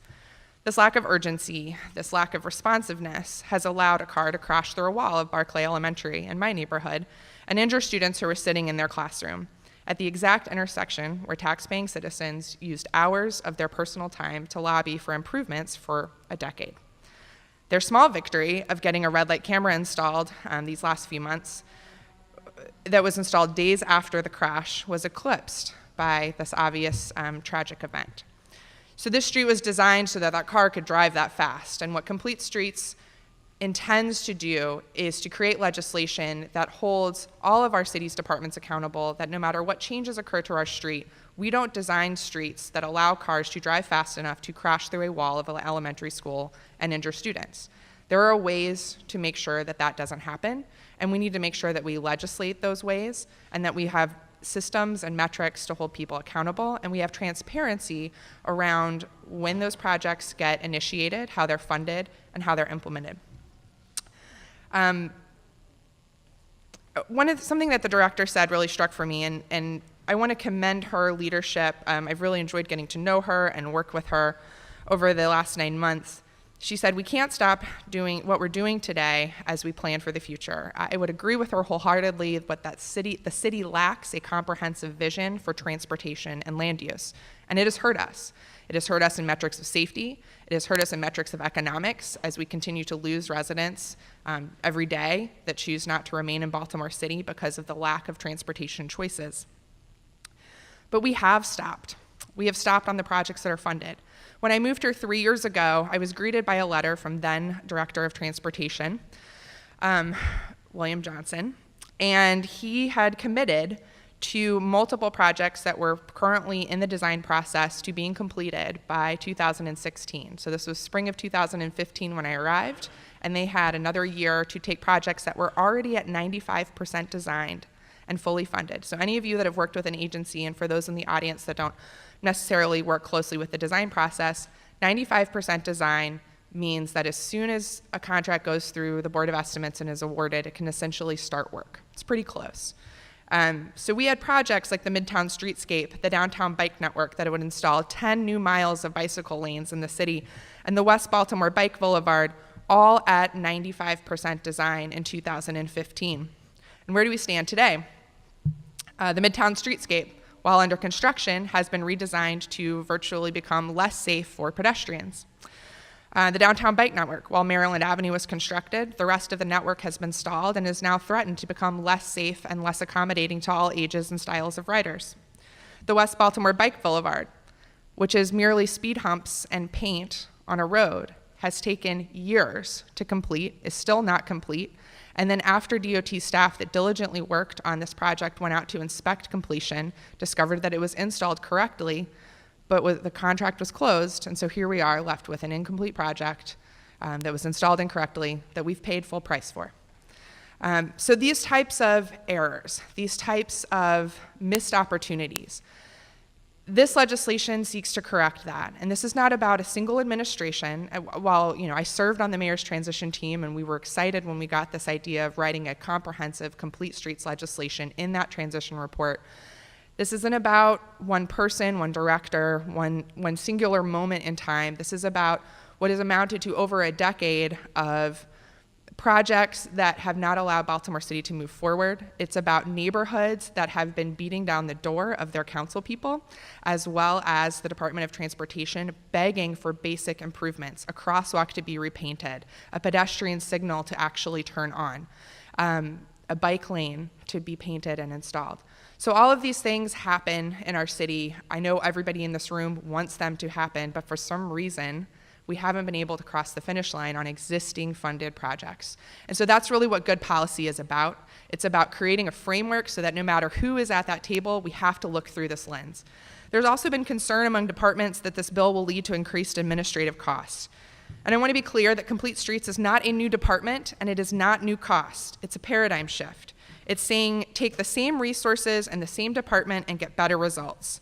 It demands the Department of Transportation live up to existing internal Complete Streets policy. It's ensuring that the annual report promised through the 2010 Complete Streets resolution does not get issued for the first time in 2017.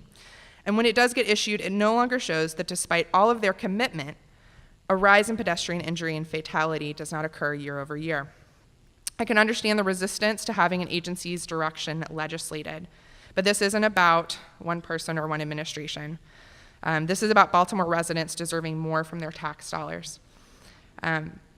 Baltimore residents that I get to work with every day across the city in neighborhood after neighborhood, they want access to jobs, schools, and healthcare, even when they don't own a car. They want wide sidewalks that don't place them inches from high-speed traffic. They want more transportation choices so that less people feel the need to drive. They want cleaner air, and they want the safety and joy that comes from having streets full of people walking and biking and waiting for the bus. They want complete streets. Thank you for your time this evening. Thank you. Can I say one thing? Councilman Dorsey? Just so all of my colleagues, if I didn't make this clear to all of you, I also want to thank Jennifer Coates, the committee staff, for all the work that she's done to put together this bill file and to take the 1,000 petitions that came in to support this. I know what it's like to get 1,000 petitions in your inbox, so I didn't want to impose that on any of my council colleagues. So I had them all just sent to me. But Jennifer Coates and my staff printed out every single one of them. So if you want to see that there actually are 1,000 of them, and they're individualized in many cases, they do exist, and they come from all of our districts. And Jennifer went through the trouble to handpick a number of them from each district and include them in the bill file. So thank you so much for that. Thank you, Councilman. Gene Elsey? Gene Elsey? Jim Rouse?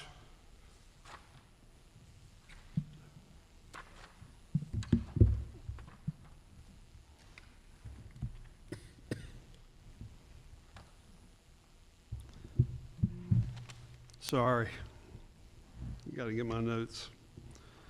So I'm here representing Transit Choices. Go ahead. I'm here representing Transit Choices. Many of you are familiar with Transit Choices and the work we do.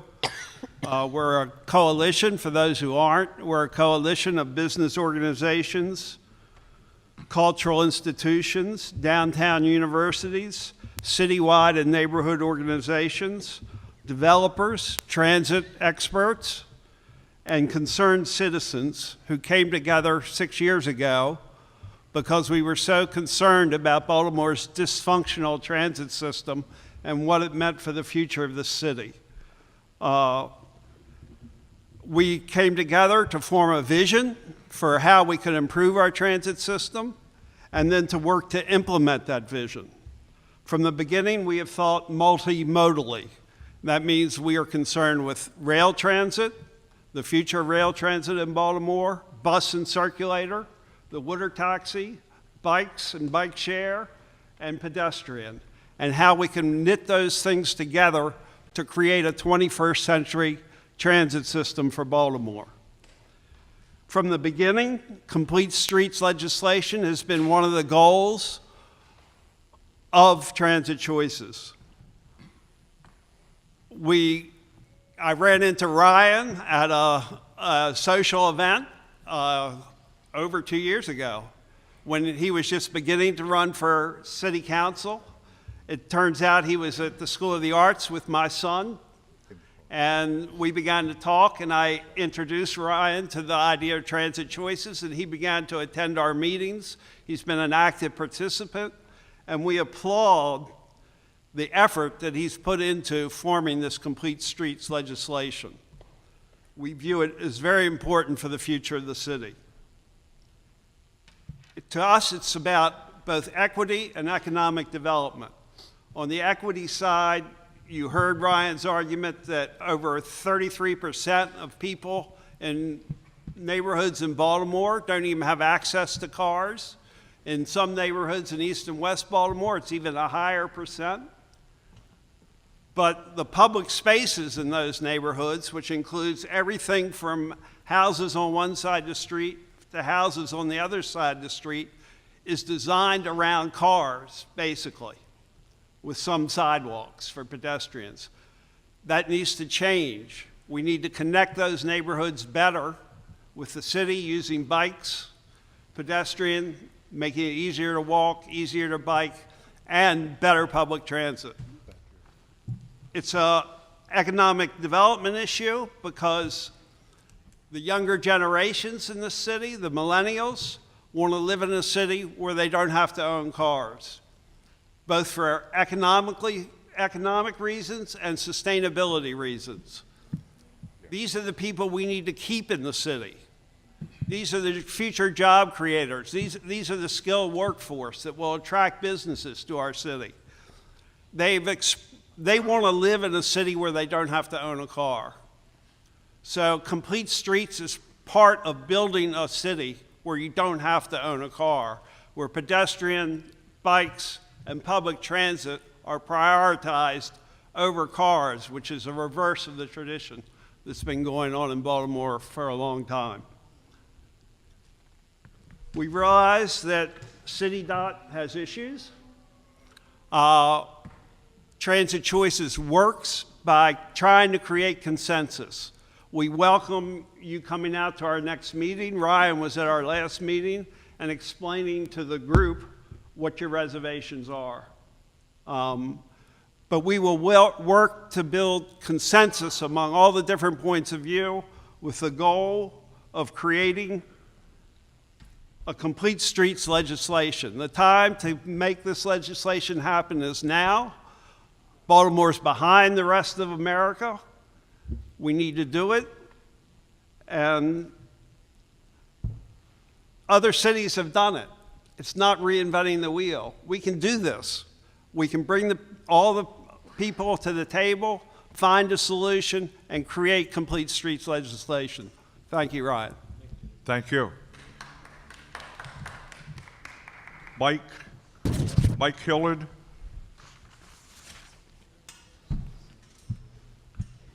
Thank you, Mr. Chairman. I'm Mike Hilliard, the Community Services Director of the Harbell Community Organization Incorporated. We're a nonprofit serving the needs of over 80 communities and organizations in Northeast Baltimore. To give the council a perspective of who we serve all of Councilman Scott's 2nd District, a good portion of Councilman Dorsey's 3rd, a portion of Councilman Snead's 13th, and a portion of Councilman Clark's 14th District. And we are in support of complete streets. In order for this city to grow its population and enhance its tax base, it is essential that its transportation structure support the needs of all its citizens and businesses. This bill would ensure that this city's transportation system is designed and operated in a way that ensures safety, security, comfort, and convenience for all users of the streets, including pedestrians, bicyclists, public transit users, emergency responders, transportation of commercial goods, motor vehicles, and freight providers. Therefore, we would urge the Land Use and Transportation Committee to favorably recommend this bill to the council. Thank you. Thank you, Mike. Micheline Fetter.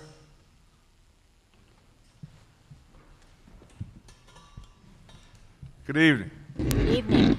Thank you, Mr. Chairman, and good evening to the committee, and it looks like most of the council is here, so good evening to the council. My name is Micheline Fetter, and I'm here representing the Maryland arm of the American Heart Association. And as you can see from our logo up on that chart, second red one.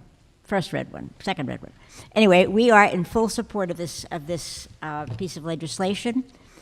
When I first started doing advocacy work, I was given a wonderful piece of advice by a very seasoned lobbyist. And he said, when you come to me with a piece of legislation that you want me to support, you better tell me what wrong this piece of legislation is going to right. And I have never forgotten that. So there are several wrongs that this bill is here to take care of. We've heard about the safety issues, we've heard about the equity issues. And we had a little bit of smattering of the health issues, but that's really the piece that we're concerned with. I commend you to read, because I will be quoting very briefly from 2 incredible documents that were put out within the last year by the Baltimore City Health Department. One is a community health assessment, September 20th, 2017, and one is a white paper about the state of health. And we are concerned about the state of health in Baltimore City because of some not terribly good statistics. Baltimore City ranks last on key health outcomes compared to other jurisdictions in the state. Baltimore City has an age-adjusted mortality rate 40% higher than the rest of the state. The leading cause of death in Baltimore City is cardiovascular disease. 1 in 3 Baltimore City high school students is either obese or overweight. 39% 35.9% of all Baltimore City residents are obese, but 49.7% of city residents living in households with yearly incomes below $15,000 are obese. So we have a health issue. And with heart disease being the #1 cause of death, this falls right into our bailiwick. Our researchers have defined several what we call risk factors for heart disease. Those are factors that predispose one for becoming ill with heart disease.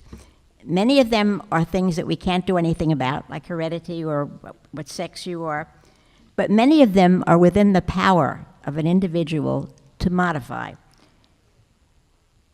And walking is one of the remedies for modifying obesity and reducing risk, which is caused by lack of physical activity. So we spend a lot of our time educating people about the importance of walking, the importance of being physically active, and yet there are very few places here in the city that people can do that. So we see this bill as a wonderful, wonderful opportunity for eventually creating space that will make people that we tell to go out and walk, make them have places that they can do that with safety. We hope that this will result in the improved health of people in Baltimore, and we commend Councilman Dorsey, and we are very much in support of this bill. Thank you. Thank you. Jackie McMillan.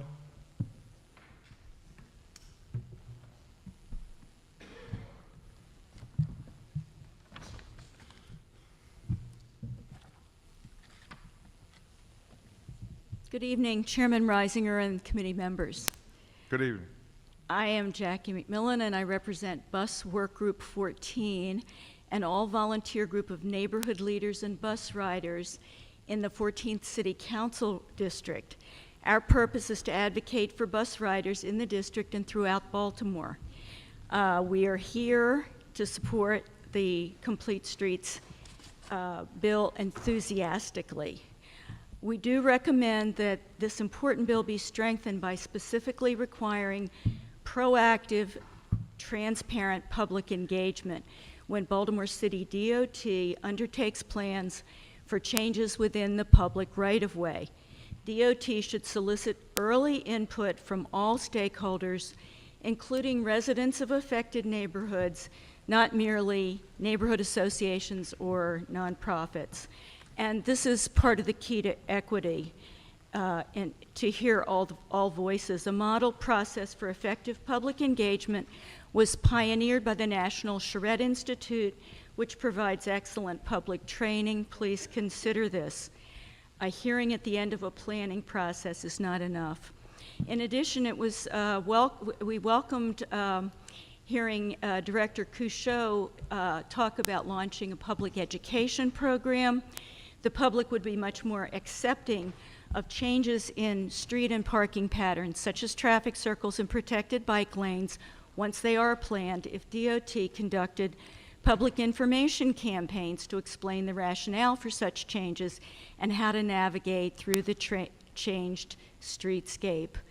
Baltimore City can do much more to help improve local bus service and access, as well as bicycle and pedestrian safety and access, since city government has the final say over the ways our streets are designed and used.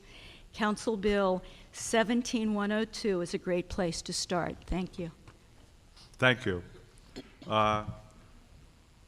Rhonda Winbish.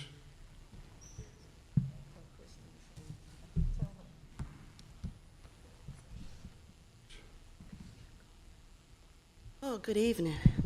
That was dragged out a long time with Department of Transportation, but I'm here on behalf of, I know that Mr. Dorsey, Councilman Dorsey gave a lot of stats about colored people. I don't agree with any of them. I think he should be fact-checked on a lot of things, but I'm here representing, as the president of the Dofield Stakeholders, we have 6 communities under not our control, but we work on behalf of obsolescence within our community. And I just pulled something up because I know Councilman Dorsey had a lot of things to say, and I just pulled something up that Baltimore City is one of the top city leader in segregation. And I think that's crucial when we're going to talk about safe streets, complete streets, whatever streets. Everything needs to be fair and everything needs to be equal. And that has not happened in the city. Department of Transportation has neglected the black community. My district, 6th district, Councilman Middleton's district, does not look like the 1st district, does not look like the 2nd district, does not look like Councilman Dorsey's 3rd district. So bike lanes might be important in your district, but right now I'm trying to keep the elderly from falling over the curb, which my neighbor did Easter weekend and hurt herself. Hopefully they will follow that suit. But I want to talk to Baltimore City Council, because I don't think that Baltimore City Council remembers what their responsibility is. And your responsibility is the budget. And looking at the budget and what needs to be put into the budget, you can't have a budget without money. You just can't do it. And right now, what has been talked about today drains the budget. We need to add to the budget, and that has not been happening. One of the biggest things is every agency, with the exception of the health department, has failed their audits. That is the city council's responsibility to follow through on the performance of agencies like the Department of Transportation that failed their audit and poor customer service. I know you get the calls. I'm making the calls. I know you're getting the calls that the customer service is terrible. So these are the same agencies that you're putting up on a pedestal today to say, hey, listen to these people. They know what's best for our city. The people that know best for the city are the people that pay taxes. And that's what's most important. Who pays taxes? And 63% of the people that pay taxes in this city are black. And 63% of the people in this city that are black are treated horribly. Specifically in the 6th, 7th, 8th, 9th, and 13th district. We need curbs, we need sidewalks, we need ADA compliant curb, like they have in the white community, because we are a segregated city. Ethically, these are violations that can be filed because you aren't responsible without tax dollars. That is the responsibility of city council. And because you are not doing your job with these agencies that are failing us with our tax dollars. And that's what it's all about, our tax dollars. In a perfect world, yeah, have bike lanes, all that, but you need to widen the streets. That's what City Council, Kenny Person Belinda Conway said in 2009. She said, I'm not against bike lanes. We're not prepared for them. My office is in Old Goucher.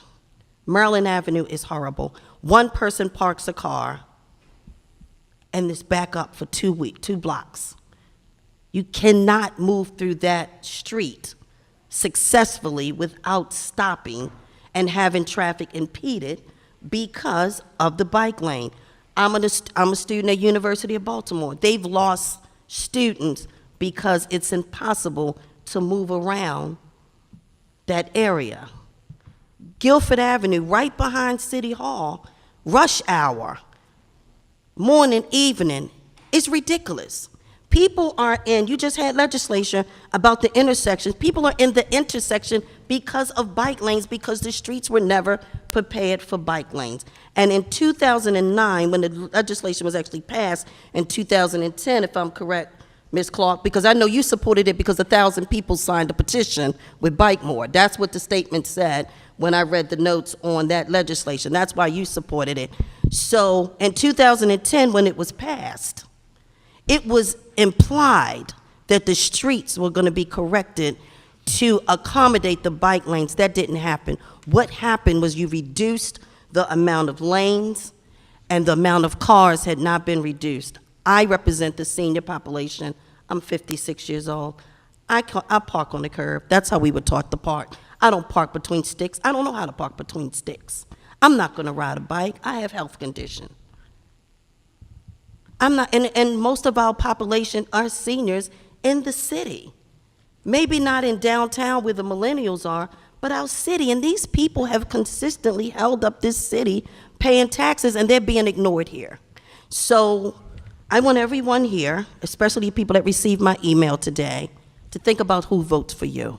And I want you to think about who pays the taxes in this city. Rhonda, thank you for your testimony. Can you hold on for 1 second? Councilman Costello, you have a question or a comment? No, I just thank you, Mr. Chairman, and thank you, Ms. Wimbush, for your spirited testimony. I just wanted to point out 2 things for clarification for folks who are in the audience or watching on TV today, and these are very common misconceptions about the way budgeting and the audit process in the city works. Number one, the City Council does not set the budget in the city. The Board of Estimates does. The Board of Estimates is made up of 5 individuals: the mayor, the council president, the comptroller, who are all duly elected, citywide elected officials, and then the city solicitor and the director of the Department of Public Works. The latter 2 serve at the pleasure of the mayor. Therefore, the mayor controls the Board of Estimates and therefore controls the budget.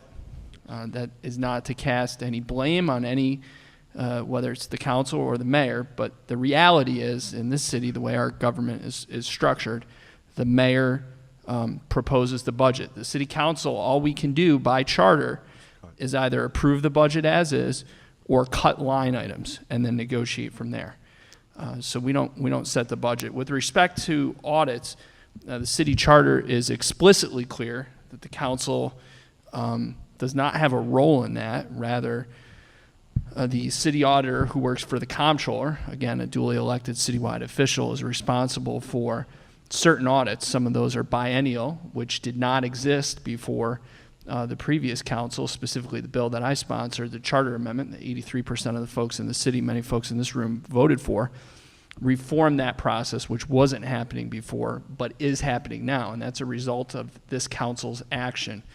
There are other audits that are required to take place per the city charter. Now, there's an entity that is responsible for oversight of the implementation of that charter amendment. But at the end of the day, it is the city auditor who works for the comptroller who's responsible for conducting the audits. They make recommendations. It is then the mayor and her executive branch agencies that are responsible for implementing those recommendations. It is not the city council. Again, this is not to cast blame or doubt on the mayor or her administration or the comptroller and her city auditor. I just want to be explicitly clear so that when we say things like the city council is responsible or the city council is not doing its job, that is not, in fact, true. It is not fact. Thank you, Mr. Chairman. Well, whoever's listening, Google what the city council is supposed to do. And budget is in your responsibility, and being responsible for our tax dollars is your responsibility. Okay, thank you, Rhonda. Eli Posen.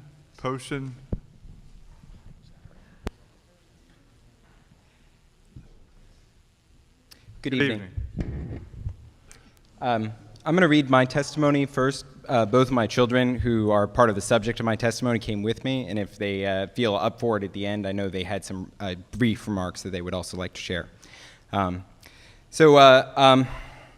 My name's Eli Poussin, and I'm here this evening to speak as a resident of Harwood, a dad who bikes with his kids, and a person who likes to be a good neighbor. I also work at Baltimore Heritage, and if I look vaguely familiar, it's because I was on the front page of the Baltimore Sun for picking up trash about 2 weeks ago and encouraging other people to also pick up trash. At least a couple times a week, I end up hustling to get out of the way of a fast-moving car. I take a big step back when I see a large truck barreling up Calvert Street towards the crosswalk by Margaret Brent Elementary School. I grab my youngest daughter, Naomi, by the arm and tell her to get moving. Close calls don't happen every day, but the risk is real. No person should face a threat to their life while walking to school or work, but this is the way our streets work today. To prepare my kids to walk or bike around the city on their own, I feel like they need to understand the risks. But the risks are scary. I worry about cars and the people who drive them. People who sometimes look at their cell phone maybe just a few seconds too long. People who had too much to drink and really shouldn't be driving. People who are simply driving too fast. People who are in a hurry. People who forget to be careful and considerate. Around the country, deaths due to cars are actually going down. But here in Maryland, they're going up. I don't want my children to feel afraid, But who wouldn't be scared of getting killed by a car? This isn't right. Living in Harwood, I've made friends with about a dozen young neighbors who ride around our community on hand-me-down and often half-broken bikes. We've gotten to know everybody over the last years. They regularly stop by my house for a little air in their tires, grease on their bike chain, or a cold glass of water. They don't ride too far, but they ride in the street, and none of them own helmets. For my kids, wearing a helmet is a rule. But the fact that other kids get to ride without them drives them a little crazy and leaves them a little confused. They know that if I thought our neighbors were at risk of being hurt or killed because they weren't wearing a helmet, that I would try to help them. And so that's what I'm here to do. The Complete Streets bill would help bring an end to all these scary close calls. The shouts to tell a kid, jump out of the way, and the collisions that injure and kill Baltimoreans every year.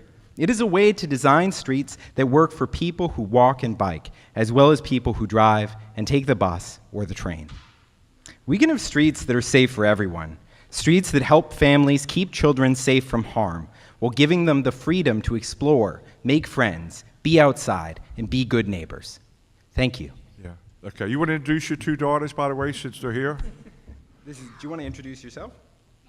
This is my daughter, Dahlia, who doesn't want to introduce herself. And this is my daughter, Naomi, who, can you at least? Okay.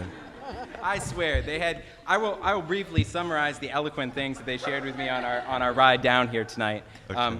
Dahlia specifically told me the first thing right off the bat was that she wanted to be able to cross the street without me always grabbing for her hand. And I think that's a pretty basic right for her to have. And I would say that I don't think anyone who knows me as a parent would say I'm overprotective, but when we walk to school, I grab for her hand. So that's where we're at, and I do hope you all will support the Complete Streets bill. We agree, and thank you. Thank you.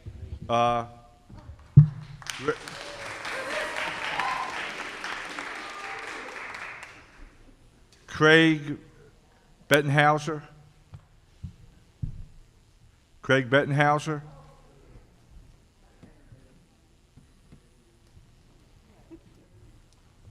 Hello, my name is Craig Bettenhausen.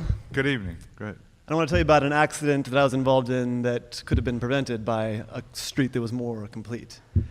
I lived for about 10 years in Mary Pat Clark's district over on the 2800 block of Huntington. I'm in Councilman Stokes' district now. And I was biking home. And the route that I took that day ended up having me on 29th Street. And that's right by Route 83. It's called blocks off of 83. And that part of 83, the drivers are going fast and they are impatient. In their heads, I think they're already on the highway. And so I quickly realized I did not feel safe on a bicycle on that street. So even though it's not ideal from a legal standpoint, I took to the sidewalk for my own safety. And I slowed way down. But as I crossed over the driveway to a parking lot, a car came out of that driveway and smashed right into me. Maybe they should have been looking a little more carefully. Maybe they did look and they didn't see me. But I went flying. I was able to roll and land without getting any major injuries. But my bike was wrecked, and there was significant damage to the front end of the car. It was a little bit ironic because he was coming out of the body shop, and so he just parked right back in and had to walk right back into the body shop. But because 29th Street, especially in that location, is designed very narrowly to get as many cars as possible onto 83 as quickly as possible, on the bicycle, I had all bad choices. So I made a bad choice, and it caused an accident. Thank you. Thank you. Josh Greenfield.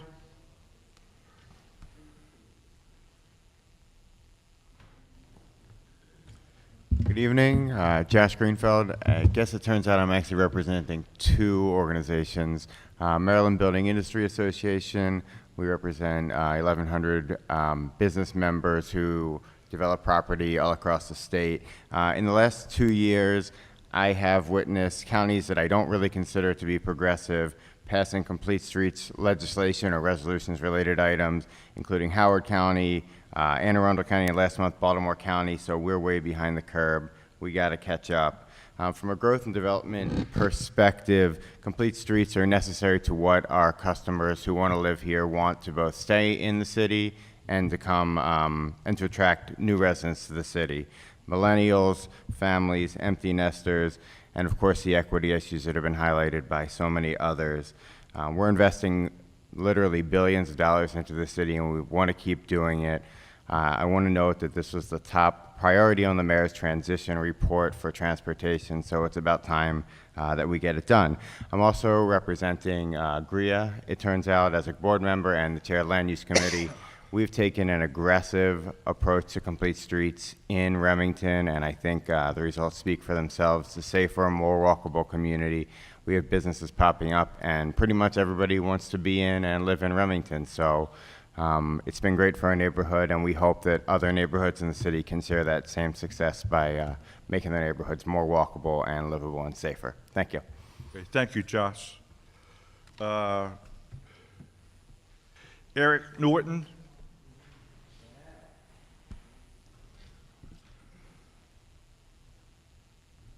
Good evening. Thank you, Mr. Chair, Madam Vice Chair, members of the committee. My name is Eric Norton. I'm here on behalf of the Central Maryland Transportation Alliance. The Transportation Alliance is a coalition of corporate and civic leaders uniting business, philanthropies, institutions around a common agenda, and that's improving and expanding transportation options for residents and businesses of Central Maryland. We are here in full support of the Complete Streets Ordinance. Earlier, when we started off the public testimony, Dr. Chavis mentioned that this ordinance was pro-people, and that reminded me of a quote that I think was Fred Kent, who is a longtime practitioner in the field of city planning, and he said, if you plan for cars and traffic, you get cars and traffic. If you plan for people and places, you get people and places. And for decades, U.S. cities, including Baltimore, have been designing streets to move motor vehicles as quickly as possible with little regard for anyone else on the street. Planners and engineers favored wide travel lanes and big intersections that did succeed in moving vehicles quickly, but the cost was more and more severe accidents, discouraging people from walking and bicycling, and a general decline in the livability of spaces around those streets. This way of doing things prioritizes single occupancy vehicles above other modes, including transit. And at the Transportation Alliance, we spend a lot of our time and energy pushing for improvements to transit service. Much of that effort is aimed at the state level because, as you are all well aware, the MTA is a state agency. But the city can play a critical role in improving transit because it controls the streets. There are 5 things that matter most for good, high-quality transit, and that's speed, frequency, reliability, accessibility, and walkability. By implementing complete streets, the city can make great strides in improving on all of those elements. The city has taken some positive steps in this area already by installing some bus-only lanes and transit signal prioritization. MTA reports that they have seen improvements in bus speed and travel time because of these interventions. The Complete Streets Ordinance can build on those small successes and improve transit service for city residents without having to rely on the state. The Complete Streets Ordinance before you calls for design regulations that will work for Baltimore. These design guidelines are from NACDO, which you heard about earlier, the recognized authority on best practices across the country. Using the Transit Street Design Guide, Baltimore can design streets that improve transit travel times and make buses more reliable, and in doing so, give Baltimore residents better access to the jobs, services, education, and other opportunities they deserve. That brings me back to where I started. If you plan cities for cars and traffic, you get cars and traffic. If you plan for people and places, you get people and places. The Complete Streets Ordinance will move us in the direction of planning our city for people. The Central Maryland Transportation Alliance is proud to join the coalition of individuals and organizations backing this positive change for Baltimore. I encourage you to support it. Thank you. Thank you. I just want everyone to know that at 8 p.m., Charm TV will cut its live feed to the public. So the next one to testify is Louis Cardona.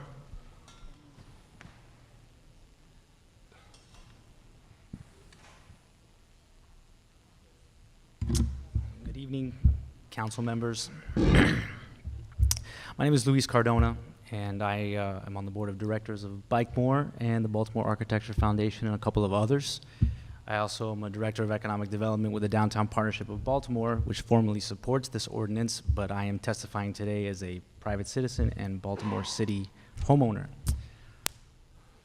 I moved to Baltimore 2 years ago from Boston, Massachusetts, where I spent 12 years. And I have a unique insight into this entire process because 12 years ago, Boston sat very closely to where Baltimore sits today with regards to Complete Streets implementation. 12 years ago, most bicycle and pedestrian transit changes to roads were catalyzed by deadly incidents, and usually as a form of panic or reactive move by the Department of Transportation and the city government, which is actually quite typical for its time. But since then, Boston has decided to commit to complete streets, quite controversially. 12 years ago, they were in the same position that we are here, squabbling communities with parking interests, talking about areas that are privileged versus are not privileged. It was a very sordid and difficult civic discourse of which we find ourselves now. But the city committed to making streets safer and to directing their Department of Transportation to that mission. 12 years later, Boston has a different problem with regard to complete streets, and that is that implementation has not reached enough neighborhoods. Areas that have received bike and ped improvements, areas that have received reduced speed limits, which actually the City Council of Boston in November of 2016 voted unanimously to reduce the default speed limit by 30 to 25 miles an hour in the city, largely spurred by citizen demands. Now the question is, well, we don't have it enough. It's an addictive thing, safety, when you have the ability to enjoy it. And as somebody who bikes to work, rides transit, shares a car with my fiance, I don't enjoy doing any of these things in Baltimore, frankly, including driving. People drive too fast, the roads are nuts, biking is pretty hairy, but we all do it anyway. In my job at Downtown Partnership, not a day goes by where someone says to me, well, you know, we can't compare ourselves to these more populous cities, these wealthier places that have a great deal of funds and a different set of circumstances for which we can address problems. It's a very common dismissive refrain. So I'll point to another place that you've probably never heard of, which is 100 miles northwest of my parents' house in Miami, Florida. It is a small town of 24,000 people. It is called Immokalee. It sits in Collier County in the middle of the Everglades. It's 50 miles northwest of Naples. And last month, the United States Department of Transportation awarded this town, a farming community of 24,000 people, a $13 million Tiger grant to do complete streets implementation in a city of that size. All those little purple dots that appeared on Councilman Dorsey's presentation represent places that have already done this. And also in my job, I have to deal with a lot of stakeholders that say, why are we so behind? Why can't we be like other cities? What is our problem? And most of the time, they're talking about really intractable difficulties around crime or public health or challenge with schools, issues that have come from historic redlining and all the things that this city has done to itself for 100 years to disadvantage some citizens versus others. And when I hear those complaints, as I'm sure every council member here does from their own constituents, I tell them honestly, a lot of these problems took decades and decades to make. And even if Baltimore had unlimited funding and perfect tactics, it would probably take that many decades to unmake. And we are stuck with limited funding and imperfect tactics when it comes to all of those issues that I mentioned. But not so when it comes to this. Complete streets implementation is a proven formula. We know that this works. It's working all across the earth. And you don't have to dismiss it snidely the way that some people do to me all the time. Well, that may work in Amsterdam, or that may work in London, or these other enlightened, wealthy places of the world. No, it's working in Immokalee, Florida, in the middle of the Everglades. It can work here too. I am delighted to support this legislation. I am delighted the Downtown Partnership of Baltimore is supporting this legislation. I encourage the City Council to adopt it, and probably most importantly, to not defang it. This legislation is good. The people of this city, of every district, have long deserved this legislation. It is so overdue. And really, we're just trying to catch up to the rest of the earth. Thank you very much. Thank you for your testimony.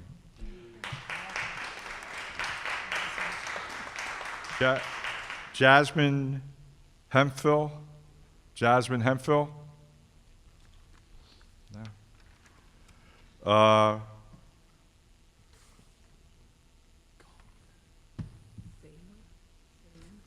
Yeah. Julie Salin?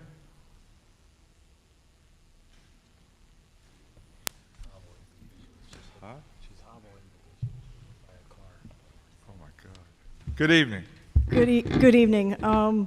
My name is Julie Saylor. I'm actually a constituent of Ryan Dorsey's.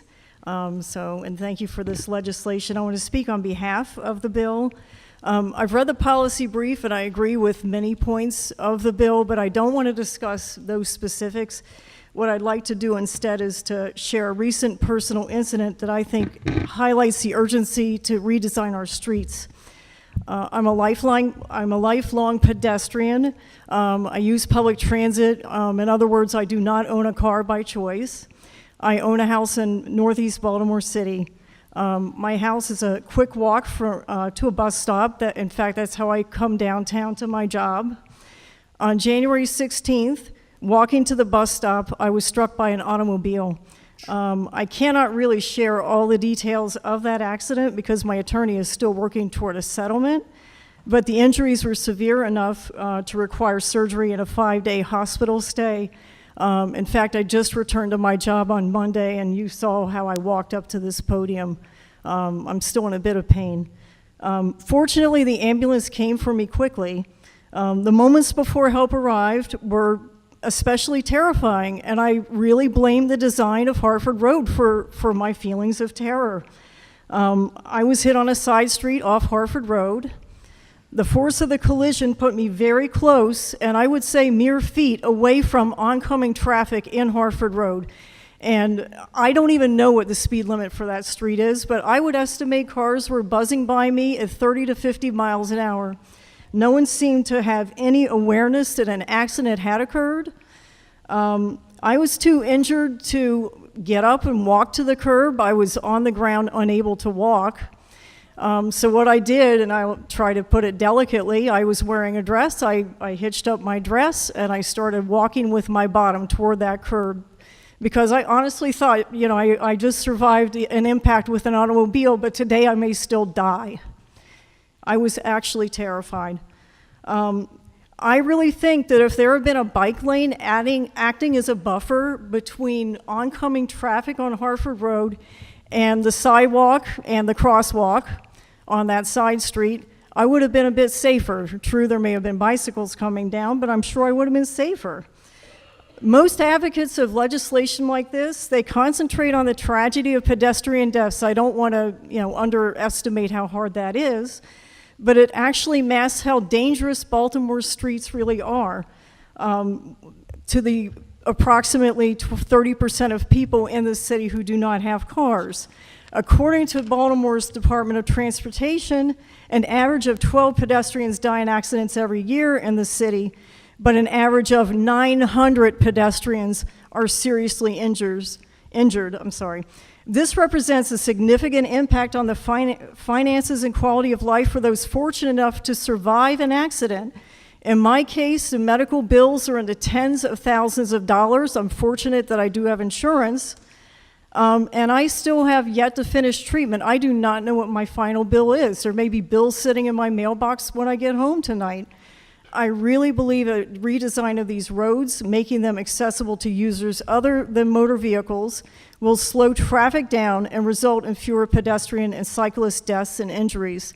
And frankly, this is a matter of equity. We should not just be designing our city's transportation city to favor those with cars. The minute you step out of a car, you are a pedestrian. So everyone in this room is a pedestrian, maybe not as often or as long term as I had been, but nonetheless, you all deserve protection. The same goes for those who ride bicycles or take transit. So I do realize this is a very small and very personal example of why complete streets are important, but thank you very much for your time. Thank you for your testimony. Thank you. Julie. Kyle Fritz. Good evening. Good evening. Thank you, Mr. Chairman. Thank you, City Council. My name is Kyle Fritz. I'm a resident of the Harwood neighborhood. I just wanted to talk this evening in support of this bill about the really amazing street that I live on. I live on Guilford Avenue. It's a bike boulevard. Right in front of my house, there's a speed bump. The sidewalk is extra large. And every single day, there are kids playing in front of my house. There are neighbors that sit on that large sidewalk. Cars slow down, and when somebody's driving too fast or when they honk, everybody looks at them and says, "What are you doing? Why are you going so fast? This is a neighborhood street." Everyone deserves to have a nice street like that in front of their house, and I think the Complete Streets Bill really starts to change the conversation so that people can have that. Just 2 blocks away on St. Paul Street, where I used to live, the story is completely different. Cars are driving regularly 40, 50 miles an hour past the school. There's an extended area where there's not a stoplight, and people can really, really get up to speed there. If you're getting out of your car and they're with your groceries, you are in serious danger. And it's even worse when people start to double park, and then it's like a racetrack. Cars are zipping around them. I used to always say I wanted a cowbell so I could try to get people to slow down, because it's crazy. And that's only 2 blocks away, and there's really just a couple changes that can make St. Paul Street as slow and reasonable as Guilford Avenue.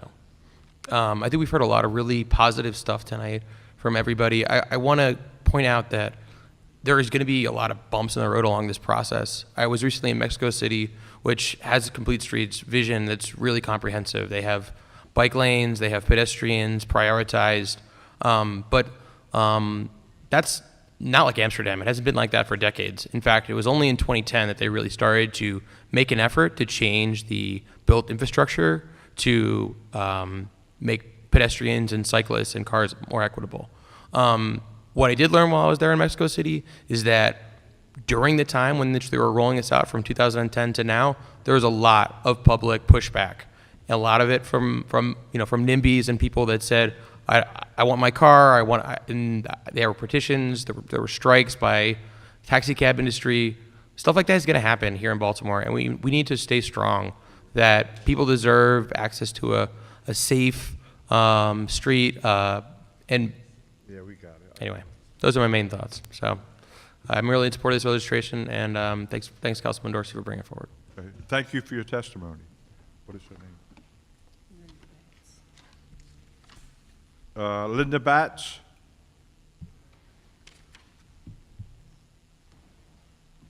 I can mark that off. Good evening, everyone. You want to speak to the microphone? Yes. Bring it down. Yeah. Good evening, Linda. I am Linda Batts, and I bring greetings on behalf of Hanlon, as well as Grenbrook, Garywood, two communities that share similar geographic boundaries. In general, we support enhancements to transportation, especially those that will promote safety. We are pleased to have heard this evening that amendments to this bill are possible, and we certainly want to ensure that you record our position in opposing this bill if it allows for the elimination or the proposed elimination or any major transformation to our historic green space medians, especially those on Gwynns Falls Parkway. We also oppose this if it does not allow for a full, fair, and impartial constitution of a Complete Streets Coordinating Council, not one simply stacked with rails to trails, bike more, and complete street enthusiasts. We also oppose it if it focuses solely on putting lipstick on our main corridors without addressing the totality of transportation and safety issues that lie within the infrastructure of our communities and streets.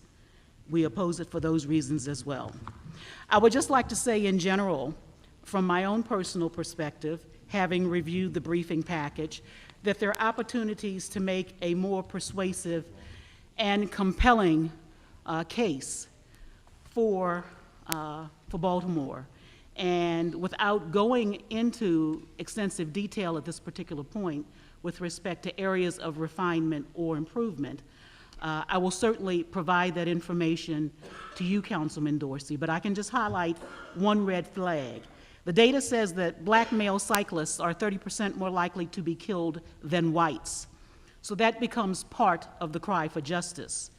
But on the streets of Baltimore, black males, pedestrians, I assume, traversing our streets and corners are 100% more likely to be killed than whites without bikes or cars.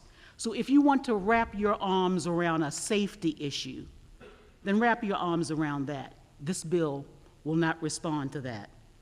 This bill also includes a lot of generalizations and reliance on data that is not necessarily recent as part of its argument to persuade us to accept it.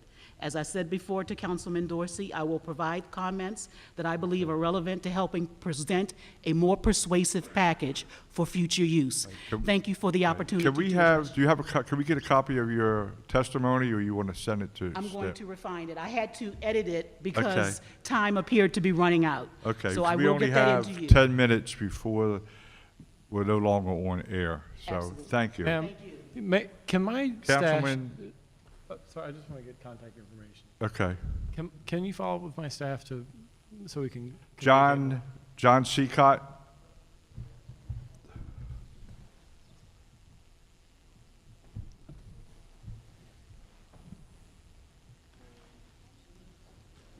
Hello, do you mind if my colleague, Mark Washington, is next on your list, comes up at the same time? Yes, go ahead. Wait a minute, you're first, and then I got Mark Washington. He's down here. Go ahead, John. Thank you. I think he just wants to expand his minutes on television. That's the reason why he's standing here. You only got 10 minutes, so go ahead. No, I just want to say that I favor the Complete Streets legislation simply because the complete street concept means good streets.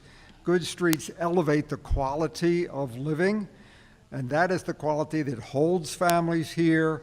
That is the quality that attracts new families here. Good streets are those that are easy, welcoming, and safe. Safe for walking, of course, safe for biking, safe for transit access to workplace, to retail, to parks, and without having the burden of the requirement of having the car to get around or searching for the parking place. We together can market Baltimore as a place where neighborhoods are easy to traverse, fun to live in, where you can stretch out and relax, and less of a place to simply pass through. Okay, thank you. Mark? Hi, I want to thank Chairman, Councilman Dorsey, Council, and the Director of DOT. I just want to say first clearly, I am in support of the legislation proposed by Councilman Dorsey. I want to say that it is a good piece of legislation that can be made better. I don't think we should diminish or ignore the concerns raised by my counterpart in regards to Gwynns Falls Parkway, because those are real and legitimate in the city of Baltimore. I live in a community where for far too long, the roads have been used as a barrier to keep our African American community out of those sacred spaces that Baltimore City holds near and dear to their heart.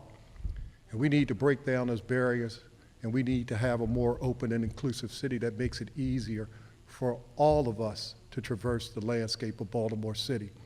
And that being said, there are real considerations as it pertains to the needs of not only historical preservation of those historic greenways and those issues as it pertains to just the African American community in general. Nevertheless, I stand in full support of this bill. Okay, thank you, Mark. George Frazier? She gonna, okay. George Frazier? Okay. Yes, I just have a brief comment in saying that I believe Complete Streets will go a long way in helping Baltimore solve one of its major problems, which is to increase its tax base. I think it'll bring more people into the city. It'll make it a more livable city. And we'll start to compete with other cities. We're way behind the future. I know that areas will, there are difficulties that people will find trying to hold on to the past and trying to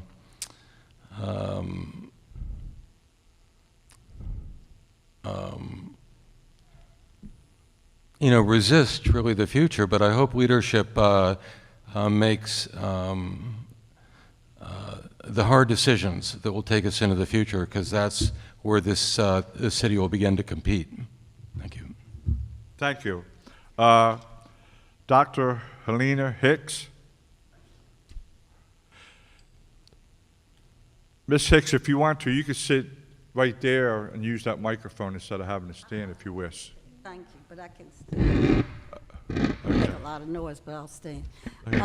I want to say that one of the things I don't think comes clear here is that in policy, and that is what I have a doctorate in, when you write policy, you have to, for the public, because I wrote policy for the state of Maryland, so I'm telling you for the city of Baltimore, which is almost as complex because the neighborhoods are so different, it would be better if you considered a timeline.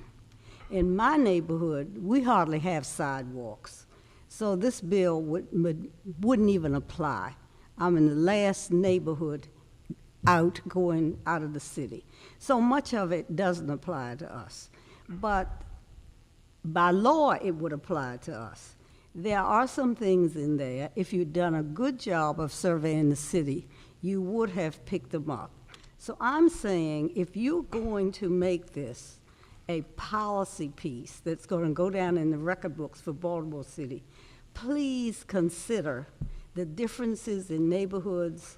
When I first moved out there, that had just been transferred from the county to the city. It's a 21207 zip code. It wasn't city, but it's city now. And so you have a responsibility for it. I said to Sharon Middleton, because it backs up to her district, if you come down Rogers Avenue, which is a major route for things like Preakness traffic and just kids getting to school, there is no sidewalk at all from Wilvan all the way down to Wabash. There's no sidewalk there. People can't stand there, have to stand in the street to catch the bus. You're talking about a bike lane. You have so heavily diverted traffic on Rogers Avenue, you can't ride a bike. You can't ride a bike down there safely. So you need to really look at what's practical. Implement this plan if you must. Implement it by area. Know the area that you're going to implement it in so you can correct these problems, or it will never work. The area, Ricestown Road, when you go from Rogers and Ricestown Road up to Northern Parkway, that sidewalk doesn't even meet standards, because I had somebody come out and measure it. It's so narrow.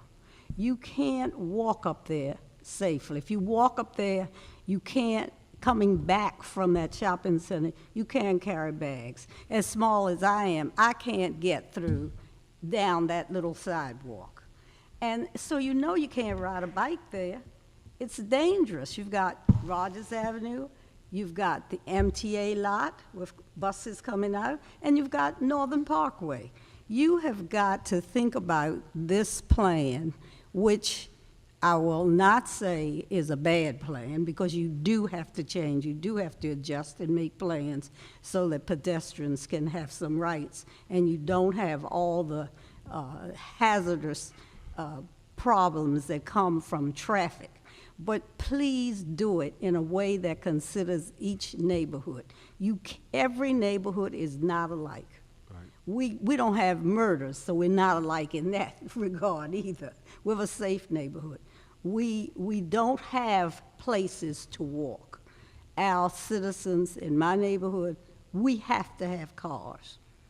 And until you do something about the bus, which I know is a state agency, the MTA is state, until you work out with something with them about the movement of their vehicles on Rogers Avenue and on Northern Parkway, you are never going to have pedestrian traffic. You should certainly not have kids or adults out there on bicycles. And that's all I'm going to say about my neighborhood, because I've lived there long enough, and I know it better than anybody. And I've been a community activist all those years. And I'm telling you, for the policy person, you have to put in some kind of amendment that allows for time to fix these problems so your larger plan can go into effect. Because you can't have that plan in effect with that situation existing as it is today.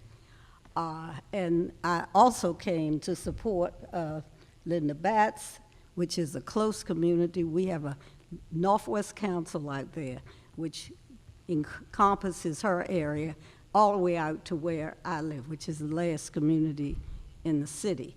And we are concerned that everybody be looked at as they are, and you don't take a broad brush and paint this bill, pass this bill, and make everybody try to adjust to it when the city, in doing that, doesn't carry out its responsibilities, like seeing that I have a walkway in 54 years.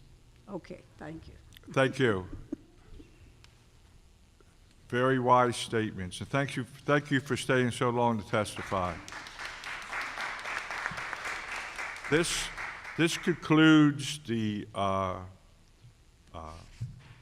testimony from the audience. Let me just say that sitting here for almost 3 hours, what I heard was there's a lot of questions, concerns. It is complex, and I want to thank first of all, let me just say that with the mayor, the president of the city council, and DOT working together, I think that we can come up with a really great, complete legislation.